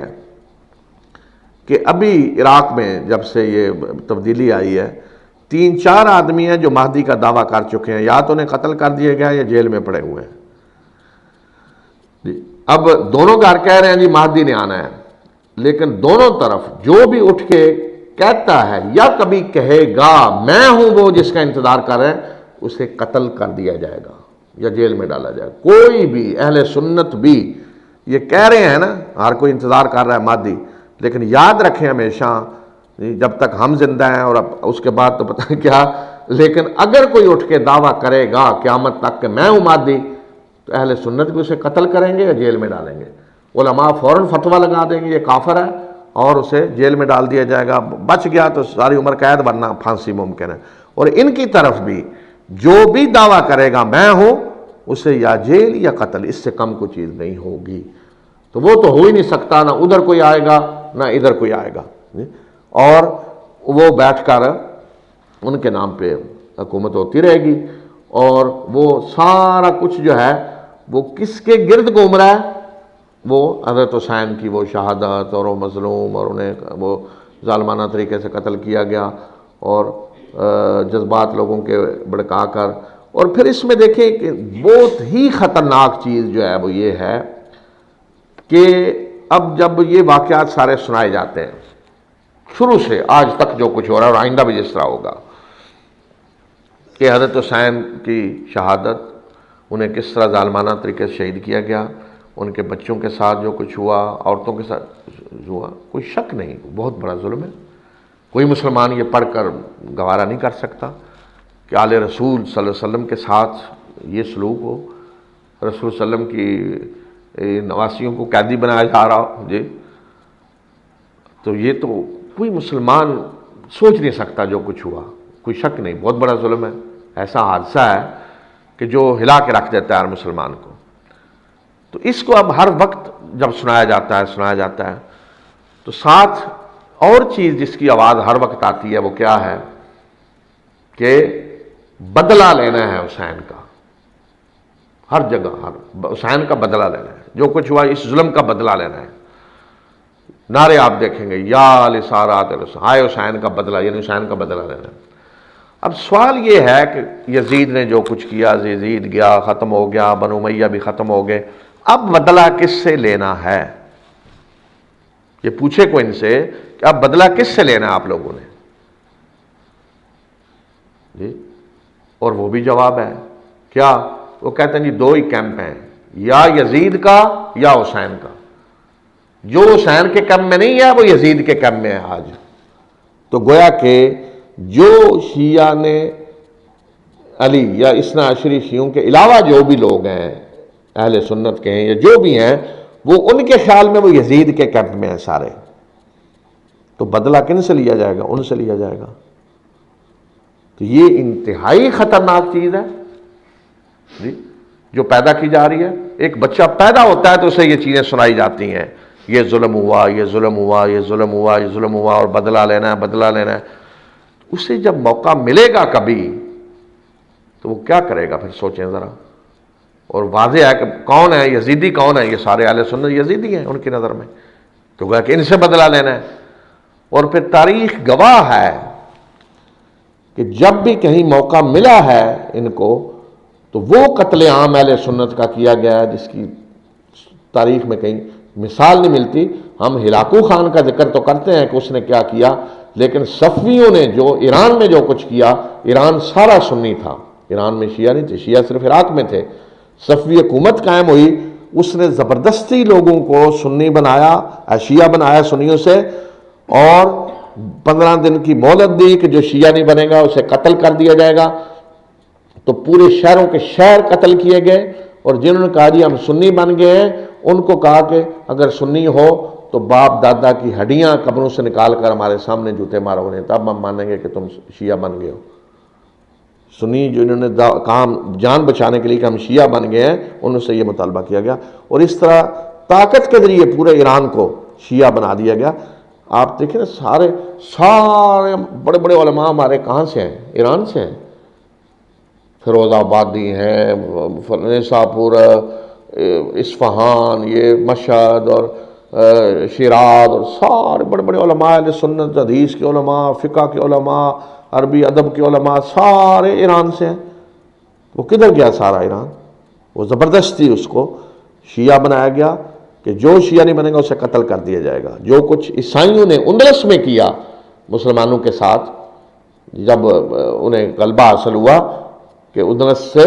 یا تو مسلمانوں کو قتل کر دیا گیا یا جو عیسائی بنے انہیں چھوڑا گیا، اسی طرح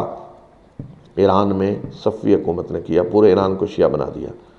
اور پھر ابھی جب عراق میں جو تبدیلی آئی ہے تو عام لوگوں کو پتہ نہیں ہے کہ کس طرح جو کچھ سنیوں کے ساتھ ہو چکا ہے، لاکھوں ہیں جنہیں قتل کیا گیا ہے۔ اور اس کی وجہ کیا ہے؟ وجہ وہ ہے، وہ جو ذہن میں چیز ڈالی جا رہی ہے کہ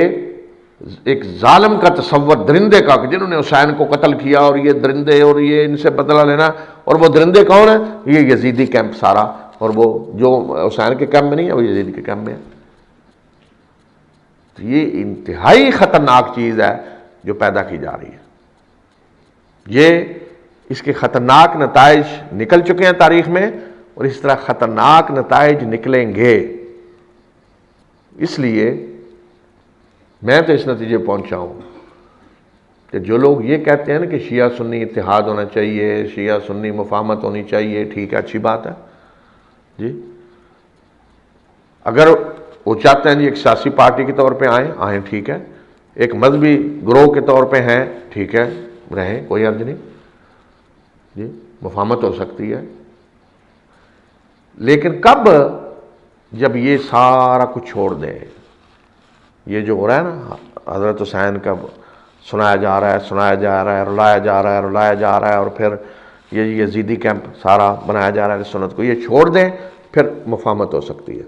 ورنہ کوئی صورت مفاہمت کی نہیں ہے۔ وہ دھوکہ ہے اگر اس طرح کی مفاہمت کی باتیں کی جا رہی، وہ دھوکہ ہے، مفاہمت نہیں ہو سکتی۔ اس لیے کہ دیکھیں نا، اگر دو قبیلوں میں مثلا ہمارے ہاں لڑائیاں آ رہی ہوتی ہیں، کسی نے جی فلاں کے باپ کو قتل کیا، دادا کو قتل کیا، فلاں کو کیا، تو ہوتا کیا ہے؟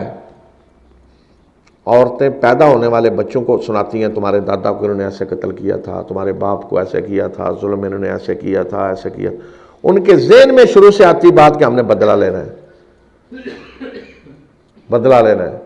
اور جب موقع ملتا ہے وہ بدلے لیتے ہیں۔ آپ کئی واقعات پڑھتے ہیں نا اخباروں میں آئے، فلاں نے جی قتل کیا، پورے گھر کو قتل کر کے لاشوں کو آگ لگا کے بھنگڑا ڈالتے رہے، سنتے ہیں نا ایسے واقعات۔ یہ اس وجہ سے ہوتا ہے انتقام اس طرح کا، بڑا ہی شرمناک المناک قسم کا، کہ ذہنوں میں جو ڈالا ہوتا ہے کہ تمہارے باپ کے ساتھ انہوں نے ایسے کیا تھا، ایسی درندگی، ایسے طریقے سے قتل، اور اولادیں اٹھ کے پھر اس طرح انتقام لیتی ہیں۔ یہی کچھ یہاں ذہنوں میں ڈالا جا رہا ہے، یہ خطرناک ہے بڑا۔ یہ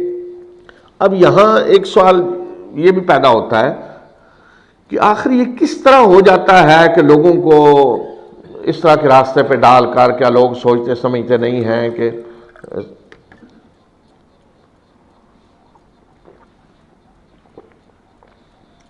تو اصل میں تاریخ پوری بھری پڑی ہے ان چیزوں سے،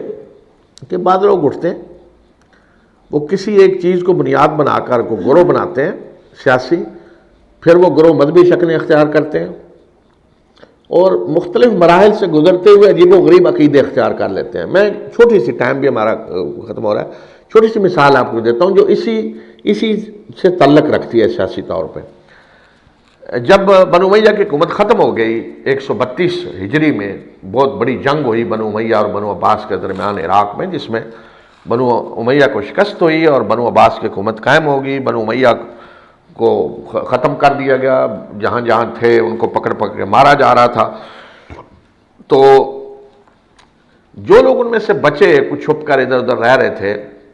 ان میں سے ایک یزید کا یہ پوتا کہہ لیں، اس میں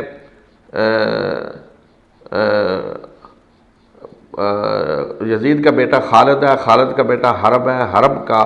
بیٹا تھا ابراہیم، ابراہیم بن حرب بن خالد بن یزید، یہ بچ گیا۔ اس نے ایک گروپ بنایا سیاسی، بنو امیہ کی دوبارہ حکومت قائم کرنے کے لیے خفیہ گروپ بنایا۔ آگے بالکل یہ سیاسی گروپ تھا ایک چھوٹا سا، مقصد کیا تھا؟ بنو امیہ کی حکومت دوبارہ قائم ہو، اور چونکہ یزید کا بیٹا تھا، یہ دوسری بنو امیہ کی حکومت جو قائم بنی تھی بڑی، وہ مروان بن حکم تھا، تو اس نے یزید کی حکومت کا نعرہ لگایا کہ یزید حقدار تھا حکومت کا اور یزید کی حکومت ہونی چاہیے، یہ اس نے نعرہ لگایا۔ کچھ لوگ ساتھ مل گئے، ایک سیاسی گروپ بن گیا، لیکن بنو عباس کی حکومت تھی، ڈرتے چھپتے اندر اندر کرتے رہے۔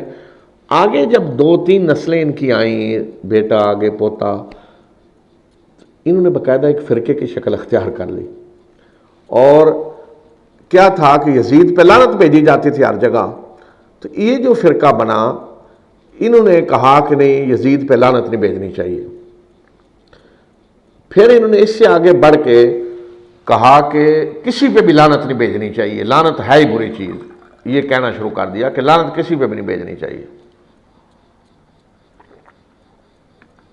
یزیدی نے کہا جاتا ہے، آج بھی عراق میں موجود ہے، اس وقت بھی یزیدی فرقہ موجود ہے عراق میں، لعنت کسی پہ بھی نہیں بھیجنی چاہیے۔ تو لوگوں نے کہا جی قرآن میں لعنت ہے ابلیس پہ، مسئلہ بن گیا، یہ کیا کریں ہم؟ یہ تو کہہ رہے ہیں لعنت کسی پہ بھیجنی نہیں چاہیے، تو لوگوں نے کہا پھر قرآن میں ابلیس پہ لعنت ہے۔ تو انہوں نے 2 کام کیے پھر، ایک تو یہ کہ جہاں جہاں قرآن میں لعنت کا لفظ تھا نا، وہ مٹا دیے سارے، اپنا ایک قرآن بنایا جس میں لعنت کے لفظ سارے مٹا دیے۔ دوسرا انہوں نے کہا کہ اب ابلیس پہ لعنت بھیجی جا رہی ہے تو اس کا کوئی حل نکالیں۔ انہوں نے کہا نہیں جی، ابلیس تو بڑی مقدس ہستی ہے، تم لوگوں کو پتہ نہیں ہے، وہ کیسے؟ انہوں نے کہا فلسفہ دے سنیں، انہوں نے کہا کہ اللہ تعالیٰ نے امتحان کے لیے فرشتوں کو حکم دیا تھا سجدہ کریں آدم کو، امتحان لینے کے لیے، تو سارے فرشتے فیل ہو گئے امتحان میں، انہوں نے کر دیا، ابلیس پاس ہو گیا، اس نے نہیں کیا، تو اللہ تعالیٰ کا سب سے بڑا فرشتہ وہ بن گیا، فرشتوں کا سردار اللہ نے اسے بنا دیا کہ اصل امتحان میں وہ پاس ہوا، دوسرے تو فیل ہو گئے سارے۔ تو ابلیس کو طاووس کہتے ہیں، طاووس الملائکہ، طاووس کہتے ہیں مور کو، جی، کہ فرشتوں کا مور ہے، سردار ہے وہ بڑا، تو ابلیس کو مقدس سمجھنے لگے، ابلیس تو مقدس ہے، وہ تو سارے فرشتوں کا سردار ہے، ابلیس کی بھی تقدیس شروع ہوگی۔ پھر جو چیزیں انہوں نے حرام کی، ان میں مور کو بھی حرام قرار دے دیا، کیونکہ ابلیس سے تعلق جوڑا مور کا، اور انہوں نے کہا مور کا کھانا بھی حرام ہے۔ تو اس طرح باقاعدہ مذہبی عقائد ان کے وجود میں آ گئے، ایک مذہبی فرقہ بن گیا جن کے اپنے عقائد، جنہوں نے کچھ چیزیں حلال کی، کچھ حرام کی، اور وہ جنت دوزخ کے بارے میں، جنت کے یوم الحساب کے بارے میں بھی کہا کہ وہ یہیں کردستان میں برپا ہوگا، اور ان کے بڑے جو ہیں لیڈر وہ ہوں گے جو پاس کریں گے اور فیل کریں گے، اور وہ جنت میں بھیجیں گے۔ تو ان کا زیادہ مرکز کردستان میں تھا اس فرقے کا۔ تو انہوں نے پھر لوگوں کو صحیح طرح بیوقوف بنانے کے لیے کہا جی کہ لکھنا پڑھنا حرام ہے، نہ کوئی لکھے نہ پڑھے، اس لیے سب سے زیادہ یہ لوگ ان پڑھ ہیں، نہ لکھتے ہیں نہ پڑھتے ہیں بالکل۔ اور صدام کے دور میں باقاعدہ انہیں سرکاری طور پہ شارع الرشید ہے عراق میں، جو سب سے بڑی روڈ تو اس پہ باقاعدہ انہیں اجازت دی گئی 69 میں، 1969 میں، کہ دفتر اپنا کھولیں، اور عرب قومیت کے نام سے دوبارہ انہوں نے اپنے آپ کو اٹھایا کہ وہ بنو امیہ عرب تھے، اور عرب قومیت کا نعرہ لگایا۔ اور یہ یزیدی فرقہ یزید کے نام پہ موجود ہے، جن کے اپنے خاص مذہبی عقائد ہیں، اور اس قدر یہ گمراہ ہیں کہ بہرحال علماء نے ان کو مسلمان فرقوں میں شامل نہیں کیا کہ وہ مسلمان نہیں سمجھا جاتا، لیکن کہاں سے شروع ہوا؟ سیاسی فرقہ تھا، صرف سیاسی، پھر ایک دوسری سٹیج پہ تھوڑا تھوڑا ہوتے ہوتے باقاعدہ مذہبی شکل اختیار کی، اور جو چیز راستے میں رکاوٹ آئی اس کا حل نکالتے گئے۔ میں نے کہا نا لعنت رکاوٹ آئی تو کہا جی کہ لعنت قرآن سے نکال دو، قرآن سے نکالی، پھر مسئلہ جی ابلیس، تو انہوں نے کہا ابلیس والا بھی مسئلہ ختم کرو۔ تو اس طرح فرقے بنتے ہیں، سیاسی ہوتے ہیں، پھر مذہبی شکلیں اختیار کرتے ہیں، اور لوگوں کو وہ مختلف نعرے لگا کر ساتھ ملا لیتے ہیں، اور کوشش یہ کرتے ہیں کہ لوگوں کے جذبات اس طریقے سے بھڑکائے رکھے جائیں ہر وقت کہ وہ کوئی اور سوچ سمجھ ان میں نہ آ سکے۔ جیسے آج ہمارے ہاں کئی گروپ ہیں، سیاسی ہیں، لیکن اس قدر وہ لوگوں کو انہوں نے اپنے وہ ایک دائرے میں خاص میں بند کیا ہوا ہوتا ہے کہ میں سمجھتا ہوں ان میں سے سیاسی لیڈروں میں سے کوئی نبوت کا دعویٰ بھی کر دے تو بہت سارے لوگ مان لیں، اس حد تک وہ گرویدہ ہو چکے ہوتے ہیں، اور جو کچھ انہیں کہا جائے وہ بالکل آنکھیں بند کر کے۔ اسی طریقے سے یہ تاریخ میں ہوا ہے کہ جذبات لوگوں کے بھڑکائے جاتے ہیں، خاص کچھ نعرے ہیں جو لگائے جاتے ہیں، اور چیز ایک ابتدائی ایک درجے میں ہوتی ہے، اور پھر مختلف مراحل سے گزرتے گزرتے گزرتے بالکل وہ ایک اور شکل اختیار کر لیتی ہے۔ اور پھر میں نے بتایا تھا کہ انہی کے جو اسماعیلی ہیں، اسماعیل کی اولاد میں سے نکلے ہیں سارے، ان کے تو عقائد عجیب و غریب ہیں نا، وہ تو میں نے سنایا آپ کو کیسے ہیں، اور ان کو تو کوئی آج بھی مسلمانوں میں شمار نہیں کرتا۔ دروز ہیں، نصیری ہیں، کرامتہ ہیں، یا آج کے جو اسماعیلی ہیں آغا خانی جنہیں کہتے ہیں، یہ سارے بنیاد وہی ہے، حضرت حسین کے گرد گھومے گا سارا۔ ان کے ہاں بھی ہر جگہ ہر وقت جو کچھ ہوگا وہ ذکر حسین ہے، اور ہر ایک کے ہاں مہدی موجود ہے۔ کسی نہ کسی جگہ پہ جا کر ہر ایک نے کہا ہے کہ فلاں امام غائب ہو گیا، اس نے واپس آنا، حتیٰ کہ بورے جو ہیں ان کے ہاں بھی آخری جو امام ان کے غائب ہیں ان کے ہاں بھی عقیدہ ہے کہ انہوں نے واپس آنا ہے قیامت سے پہلے۔ دروز کے ہاں بھی یہ ہے کہ امام غائب ہو گیا، انہوں نے واپس آنا ہے۔ کرامتہ جتنے بھی تھے اس طرح کے، سب نے ایک مرحلے پہ آ کے کہا جی امام غائب ہیں اور قیامت سے پہلے واپس آئیں گے، اور واپس آئیں گے تو ہماری حکومت قائم ہوگی، ہم دنیا میں حکومت کریں گے اور یہ کریں گے، اور یہ سب کے ہاں یہ چیز موجود ہے۔ تو اس طریقے سے یہ ساری ہوئی گویا کہ نشو و نما اس چیز کی۔ ورنہ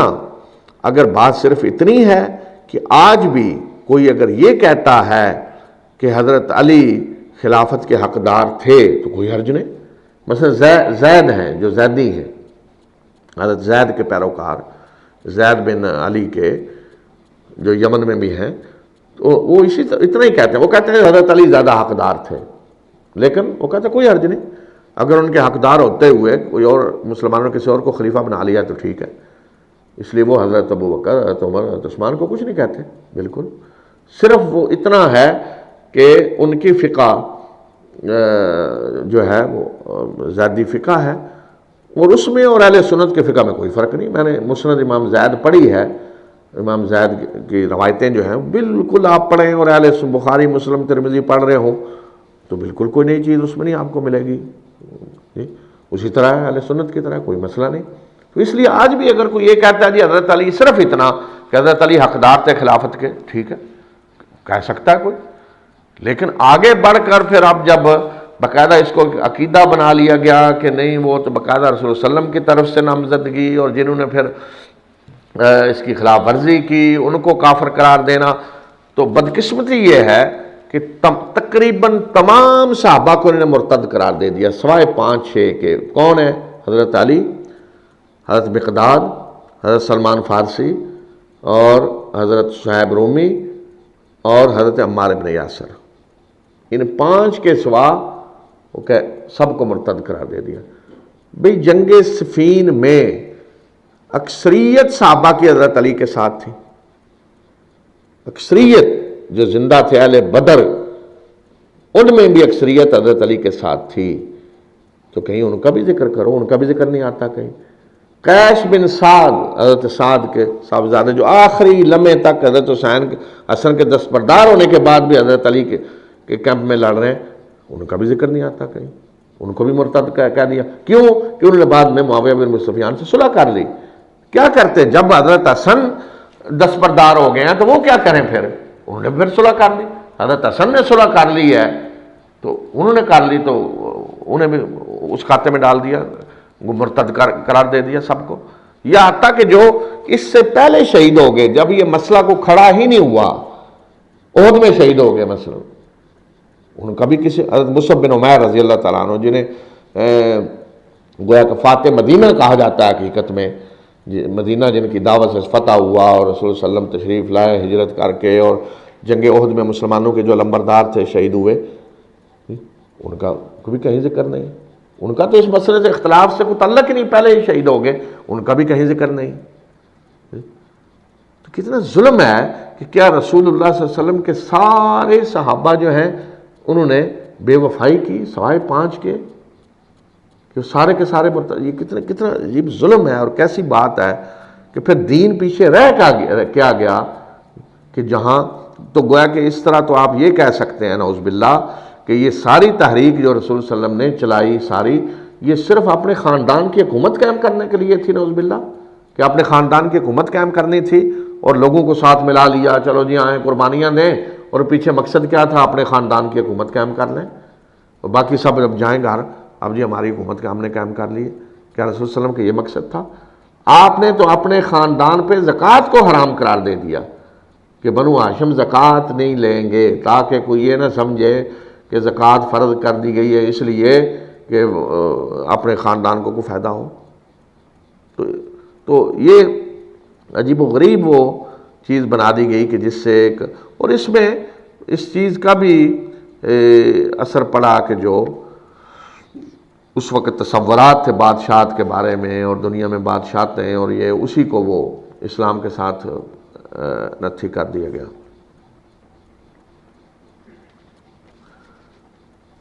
باقی یہ دوسرا جو سوال تھا کہ اگر جلیل القدر صحابہ کرام کی موجودگی میں مسلمانوں میں شدید اختلاف ہوئے، لڑائیاں بھی ہوئیں، بہت سارے فرقے بھی پیدا ہو گئے ہیں، تو پھر کس نظام کے تحت اور کون لوگ مسلمانوں میں اتحاد پیدا کر سکتے ہیں؟ تو اس پہ کبھی انشاءاللہ بات کریں گے۔ یہ گویا کہ اب اس کو آپ اس طرح کہہ سکتے ہیں کہ آج کے دور میں ایک ملک کے اندر ہم کس طرح رہ سکتے ہیں، اس کے باوجود کہ ہمارے نظریات مختلف ہیں، ادیان مختلف ہیں، مسلمان ہیں اور غیر مسلم ہیں، یا خود مسلمانوں کے اندر اپنے اختلافات ہیں، تو ان سارے اختلافات کے باوجود کس طرح اکٹھے رہا جا سکتا ہے، کہاں تک کسی کو آزادی ہوگی ساری۔ اس کو یہ عنوان بھی دے سکتے ہیں کہ گویا کہ ایک اسلامی ریاست کے اندر یا اسلامی ایک ملک کے اندر اختلافات جو ہیں ان کا حل کیا ہے۔ تو اس پہ انشاءاللہ کبھی پھر بات کریں گے۔ وآخر دعوانا ان الحمدللہ رب العالمین۔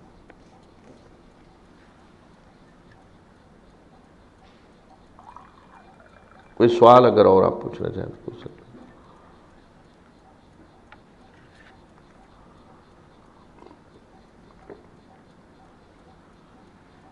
یہ رسول کریم صلی اللہ علیہ وسلم کی طرف ایک چیز مائل کرتے ہیں کہ حدیث من کنت مولا فہذا علی مولا، اس کے متعلق اگر یہ بات کہی بھی ہے رسول صلی اللہ علیہ وسلم، اہل سنت تو خیر نہیں مانتے،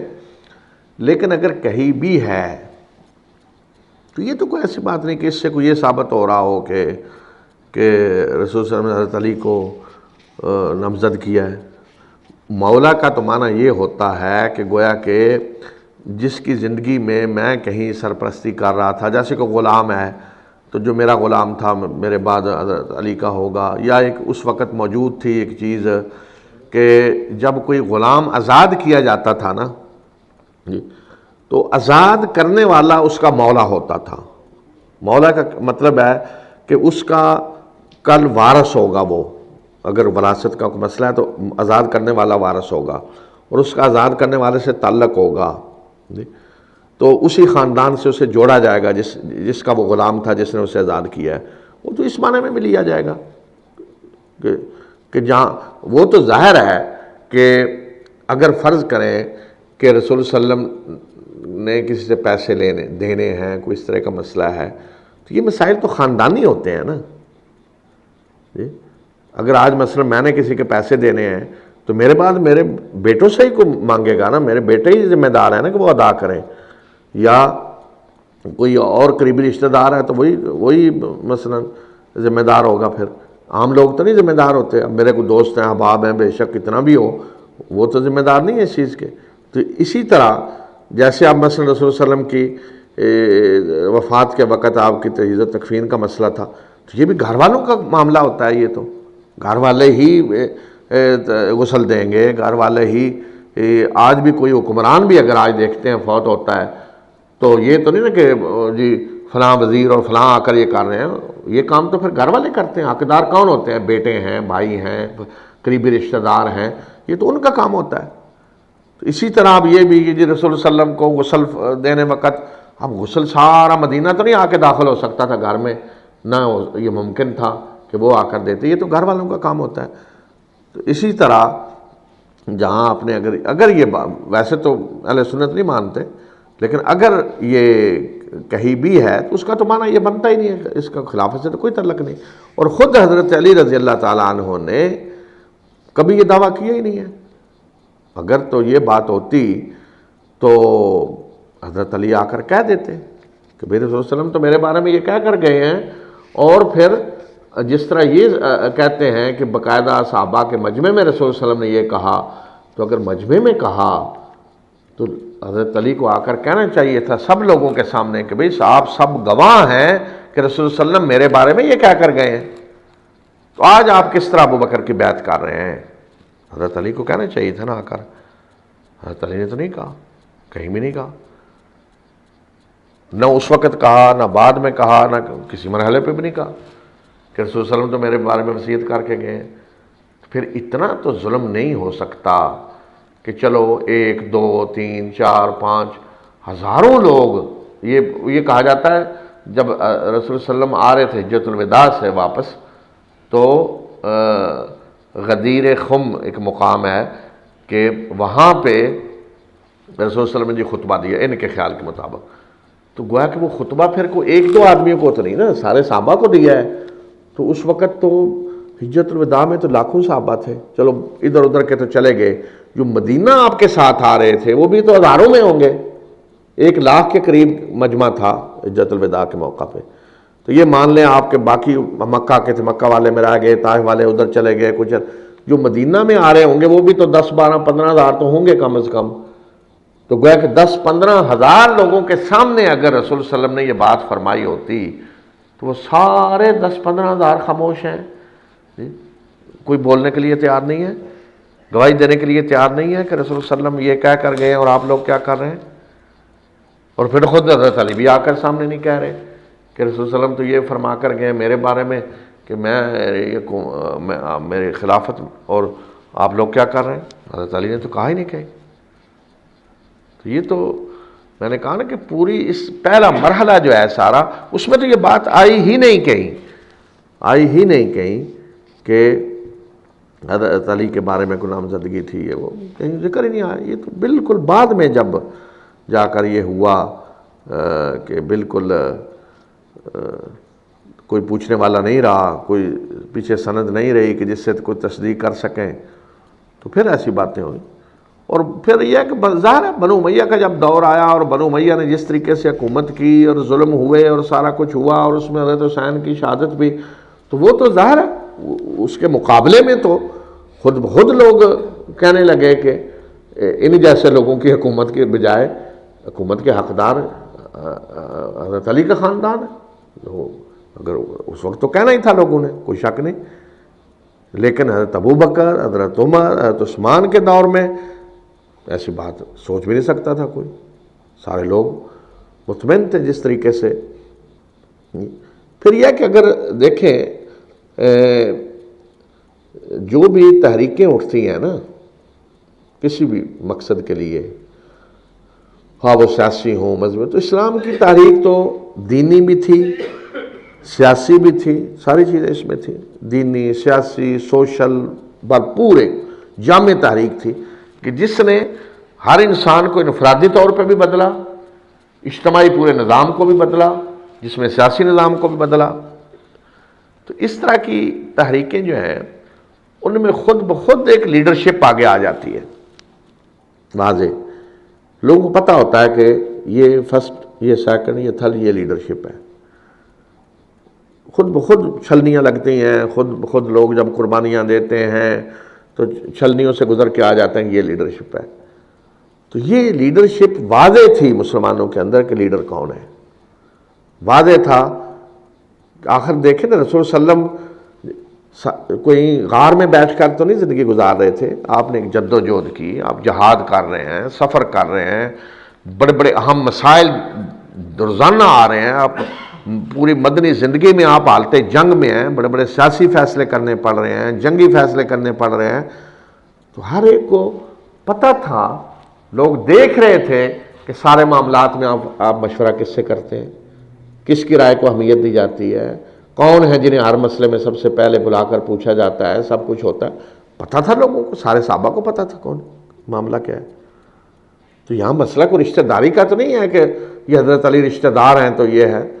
یہاں رشتہ داریاں نہیں ہوتی۔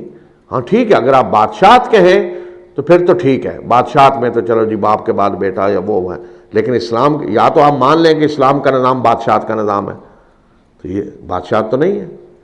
اور انہوں نے بادشاہت بنا دی کہ وہ باقاعدہ خاندان ہے، اور خاندان میں سے بھی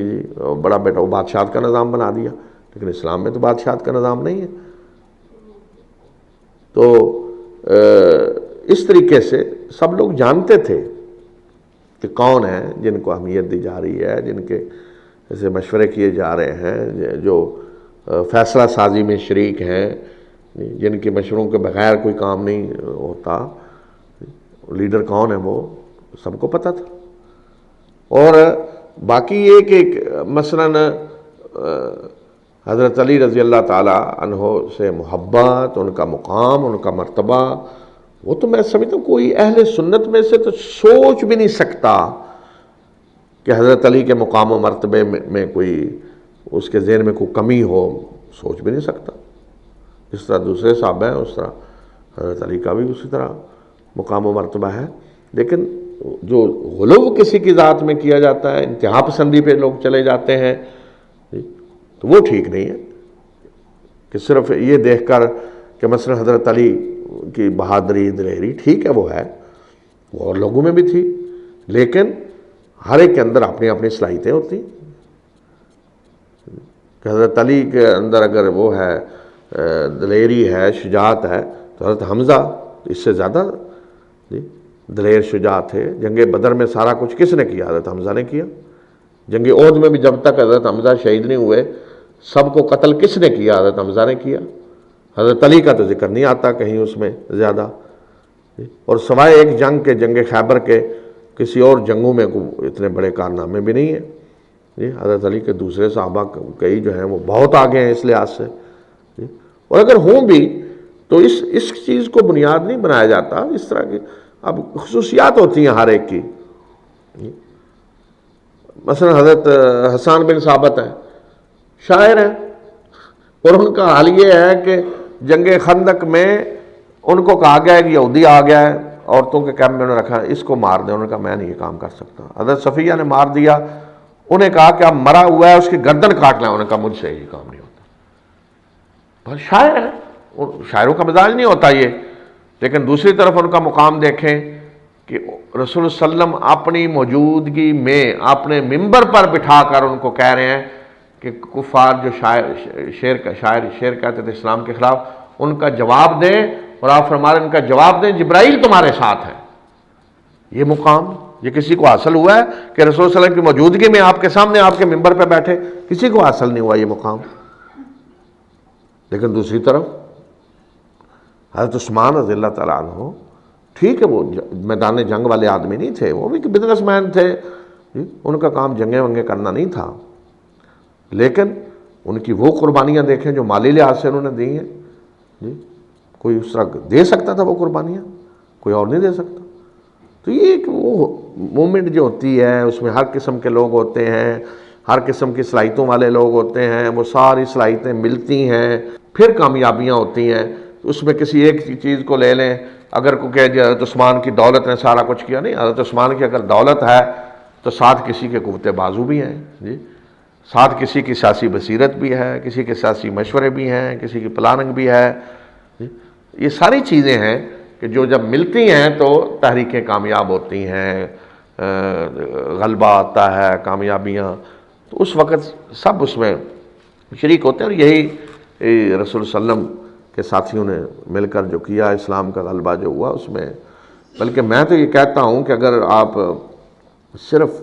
پہلی ساری تاریخ کو چھوڑ کر صرف اس کو اگر آپ غور سے پڑھیں نا کہ رسول صلی اللہ علیہ وسلم کی وفات کے بعد ارتداد کا فتنہ اور مانعین زکوٰۃ اور جو نبوت کے جھوٹے دعوے دار، اس وقت حضرت ابو بکر رضی اللہ تعالیٰ عنہ کی جو بصیرت تھی سیاسی، اور جس طریقے سے انہوں نے پلاننگ کر کے یہ کام کیا، میں نہیں سمجھتا کوئی اور کر سکتا تھا اس وقت۔ اس کے مقابلے میں حضرت علی رضی اللہ تعالیٰ عنہ کو دیکھیں، اس سے بہت کم فتنہ تھا جو اس وقت پیدا ہوا جب ان کی بیعت کی گئی ہے، وہ حالات کو کنٹرول نہیں کر سکے۔ حضرت ابو بکر دیکھیں، پورے مرتد، مانعین زکوٰۃ، جھوٹے نبوت کے دعوے دار، چھوٹی سی جماعت ایک ساتھ ہے، اس کو لے کر کس طرح انہوں نے بصیرت کے ساتھ 2 سال کے اندر اندر نہ صرف یہ کہ یہ سارا کچھ ٹھیک کر دیا، بلکہ 2 سپر طاقتوں کے خلاف فوراً جنگ چھیڑ دی بیک وقت دونوں میدانوں میں۔ یہ کوئی معمولی بات ہے؟ گویا کہ اسلام کو نئے سرے سے زندہ کیا حضرت ابو بکر رضی اللہ تعالیٰ عنہ نے، اور پھر حضرت عمر رضی اللہ تعالیٰ عنہ کا عدل و انصاف، انداز حکمرانی، سارا کچھ جی نظر انداز اگر کر دیا جائے تو پھر اسلامی تاریخ میں رہ کیا جاتا ہے ہمارے پاس پیچھے؟ کچھ ہے ہی نہیں۔ اگر حضرت ابو بکر کو بھی، حضرت عمر کو بھی نکال دیں، اور یہاں تو یہ نہیں کہ حضرت ابو بکر عمر نکالے جا رہے ہیں، ساری نفی ہو رہی ہے، مکمل نفی ہو رہی ہے ساری، تو پیچھے رہ کے گیا پھر وہ جی پھر آئیں گے آخر میں تو پھر دیکھا جائے گا۔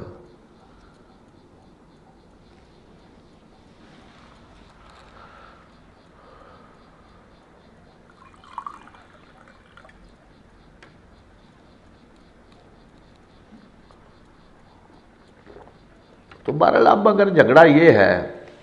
فرض کریں آج کوئی کہتا ہے جی اہل بیت، تو بھئی بادشاہ تو اسلام میں ہے نہیں کہیں، یا تو آپ مان لیں پھر جی کہ نظام وہ قائم، ایک طرف یہ بھی کہتے ہیں نہیں، تو آج کہاں ہے رسول صلی اللہ علیہ وسلم کی اولاد میں سے کون ہے آپ کے پاس جو آپ کہہ رہے ہیں جی؟ وہ تو ہے ہی نہیں کوئی، صرف ان کے نام پہ، ان کا نام استعمال کر کے جی حکمرانی کی جا رہی ہے۔ تو اگر آپ کہتے ہیں جی غیب ہیں کو آئیں گے، تو جس دن آئیں ہمیں بھی بتا دیں، ہم بھی مل لیں گے ان سے جی۔ اگر وہ آ کر بتا دیں ہاں میں ہی وہ ہوں جو غائب ہوئے تھے، کہاں رہے، کدھر، سارا کچھ کیوں رکے ہوئے تھے، کس نے پکڑا ہوا تھا، تو میں سمجھتا ہوں اہل سنت بھی تیار ہو جائیں گے سارا کچھ کرنے کے لیے۔ اگر واقعی وہ آ کر، پہلے آپ خود تو مان لیں جی، آپ لے آئیں کوئی سامنے کہ ہاں یہ ہیں جو غائب تھے اور آگے ہیں اور ہم نے انہیں تسلیم کر لیا ہے، تو پھر اہل سنت سے بھی بات کر لیں تو مسئلہ حل ہو جائے گا۔ تو وہ تو کچھ ہونا ہی نہیں، نہ آپ ماننا ہے کسی نے، جو بھی آئے گا وہ قتل ہوگا۔ پچھلے دنوں کوئی آیا ہے، اس میں سوڈان میں شاید لکھا ہوا تھا اخبار میں، سوڈان میں یا مصر میں کہیں، کہ کسی نے آ کر دعویٰ کیا جی میں مسیح موعود ہوں، عیسیٰ ابن مریم ہوں، میں آیا ہوں، آسمانوں سے اترا ہوں، تو پکڑ لیا انہوں نے، پکڑ کے جیل میں۔ تو اس طرح جو ہے وہ تو دعوے ہوتے رہیں گے اور یہ چلتا رہے گا سارا کچھ۔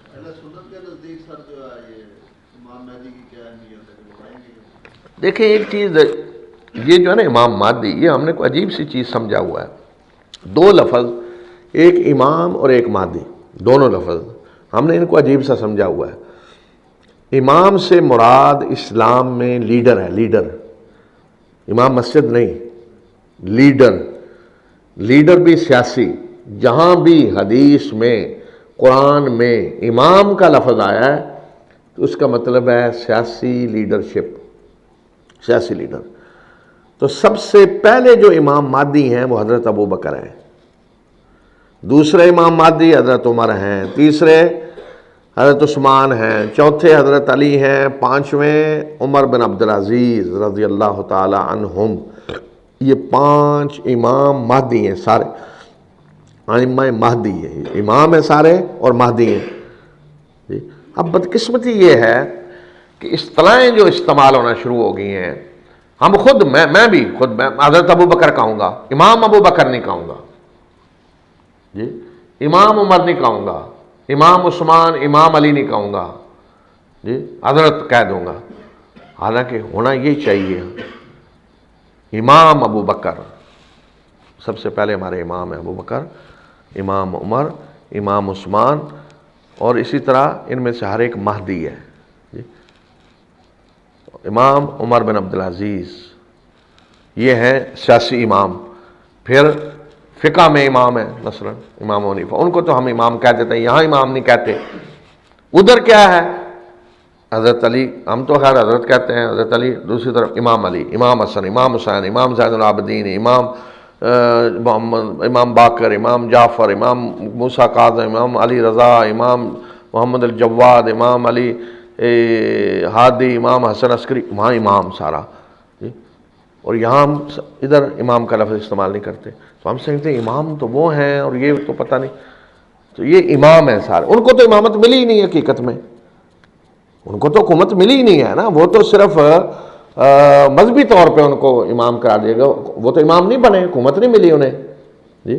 سوائے حضرت علی کے وہ امام ہیں، حضرت حسن بھی امام اس لحاظ سے ہیں کہ 6 مہینے انہوں نے بھی حکومت کی ہے، باقی تو حکومت ملی ہی نہیں کسی کو۔ تو اصل امام وہ ہے جو آپ کا لیڈر ہے، حکمران ہے، وہ امام ہے۔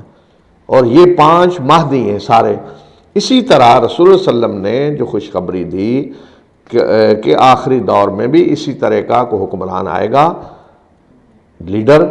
کہ جس کے ذریعے اسلام کو غلبہ ہوگا۔ بس اب وہ آ چکا ہے یا آنا ہے پتہ نہیں، اب یہ بھی ہو سکتا ہے عمر بن عبدالعزیز مراد ہو جی، وہ بھی اس وقت آئے جب بالکل اسلام زوال میں تھا، انہوں نے آ کے پھر نشاط ثانیہ کی، بعد میں اور بھی ایسے کچھ لوگ آئے۔ یہ بھی کوئی کہہ سکتا ہے کہ نہیں ابھی آنا ہے کسی نے، لیکن یہ نہیں کہ یہ کوئی منصب ہے کہ وہ پیدا ہی امام ہونا ہے، نہیں، وہ آئیں گے، کوئی حکمران جدوجہد کرے گا، سیاسی جو جدوجہد ہوتی ہے اس طریقے سے سیاسی لیڈر بنے گا، اور سیاسی جدوجہد کر کے حکمران بنے گا، صدر یا وزیر اعظم، اور اس کے ذریعے ایک مضبوط مسلمانوں کی حکومت قائم ہوگی، تو پتہ چل جائے گا کہ یہی شاید وہ ہیں۔ یہ دعویٰ کرنے والی چیز نہیں ہے۔ لوگ سمجھتے ہیں کہ کسی نے آ کر جی کسی مسجد میں کھڑے ہو کر دعویٰ کرنا ہے میں مہدی آ گیا ہوں جی، بھئی اس طریقے سے جو دعویٰ کرے گا اسے تو یا قتل یا جیل، اس سے کم کوئی چیز نہیں ہے۔ گویا کہ یہ تو وہ آدمی ہوگا جو دعویٰ نہیں کرے گا، جو عملی طور پہ منوا لے گا کہ میں لیڈر ہوں، لوگ اس کے ساتھ ہوں گے سیاسی جدوجہد کرتے ہوئے، سیاسی جدوجہد کر کے وہ حکمران بنے گا، حکمران بن کے ایسی حکومت کر کے دکھائے گا کہ واقعی جس میں عدل و انصاف اور اسلام کا غلبہ،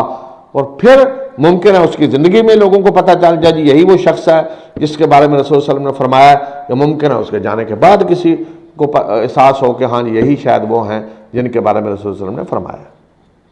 لیکن ہم نے اس کو اس طرح لے لیا کہ جس طرح آ کر کسی نے جی دعویٰ کرنا ہے جی او آ گیا، جس طرح وہ مکہ میں ایک فتنہ اٹھا تھا کچھ عرصہ پہلے، 20-25 سال 30 سال شاید ہو گئے، حج کے موقع پہ جی ظہر المہدی، مہدی آ گیا جی، مہدی آ گیا جی، چلو جی بیعت کرو۔ اس طریقے سے نہیں ہوگا۔ دعویٰ صرف اللہ کے رسول کرتے ہیں، اللہ کے نبی آ کر کرتے ہیں۔ قُلْ يَا أَيُّهَا النَّاسُ إِنِّي رَسُولُ اللَّهِ إِلَيْكُمْ جَمِيعًا، اللہ تعالیٰ فرما رہے ہیں کیا ہے، نبی صلی اللہ علیہ وسلم اعلان کر دیں کیا لوگوں میں تم سب کی طرف اللہ کا رسول بن کر آیا ہوں۔ اللہ کے رسول آ کر اعلان کرتے ہیں کہ میں اللہ کا رسول ہوں، مجھ پر ایمان لاؤ، جو ایمان نہیں لائے گا وہ کافر ہوگا۔ اللہ کے نبی اور رسول دعویٰ کرتے ہیں، اور کوئی چیز دعویٰ کرنے والی نہیں ہے، کوئی اور دعویٰ نہیں کر سکتا۔ کوئی اور اگر عالم دین ہے تو وہ بھی دعویٰ نہیں کر سکتا میں بڑا یہ ہوں فلاں، ٹھیک ہے، علم ہے، لوگ خود بہت تسلیم کر لیں گے جی، جس طرح فقہاء ہیں، علماء ہیں، ان کے دیکھ کر علماء آخر ان کو امت نے تسلیم کیا یہ امام ہیں، لیڈر ہیں۔ اسی طرح حکمرانوں میں بھی اگر کوئی آئے گا اللہ کا بندہ عدل و انصاف کرنے والا تو ان کے عمل کو دیکھ کر لوگ پہچان لیں گے یہی وہ ہستی ہے کہ جس کے بارے میں رسول صلی اللہ علیہ وسلم نے خوشخبری دی ہے۔ تو یہ اس طرح نہیں ہے، تو یہ ان سے متاثر ہو کر کافی حد تک ہم نے بھی اسی طرح بنا دیا مہدی کہ وہ جی گویا کہ چھپے ہوئے ہیں کہیں، اور وہ جی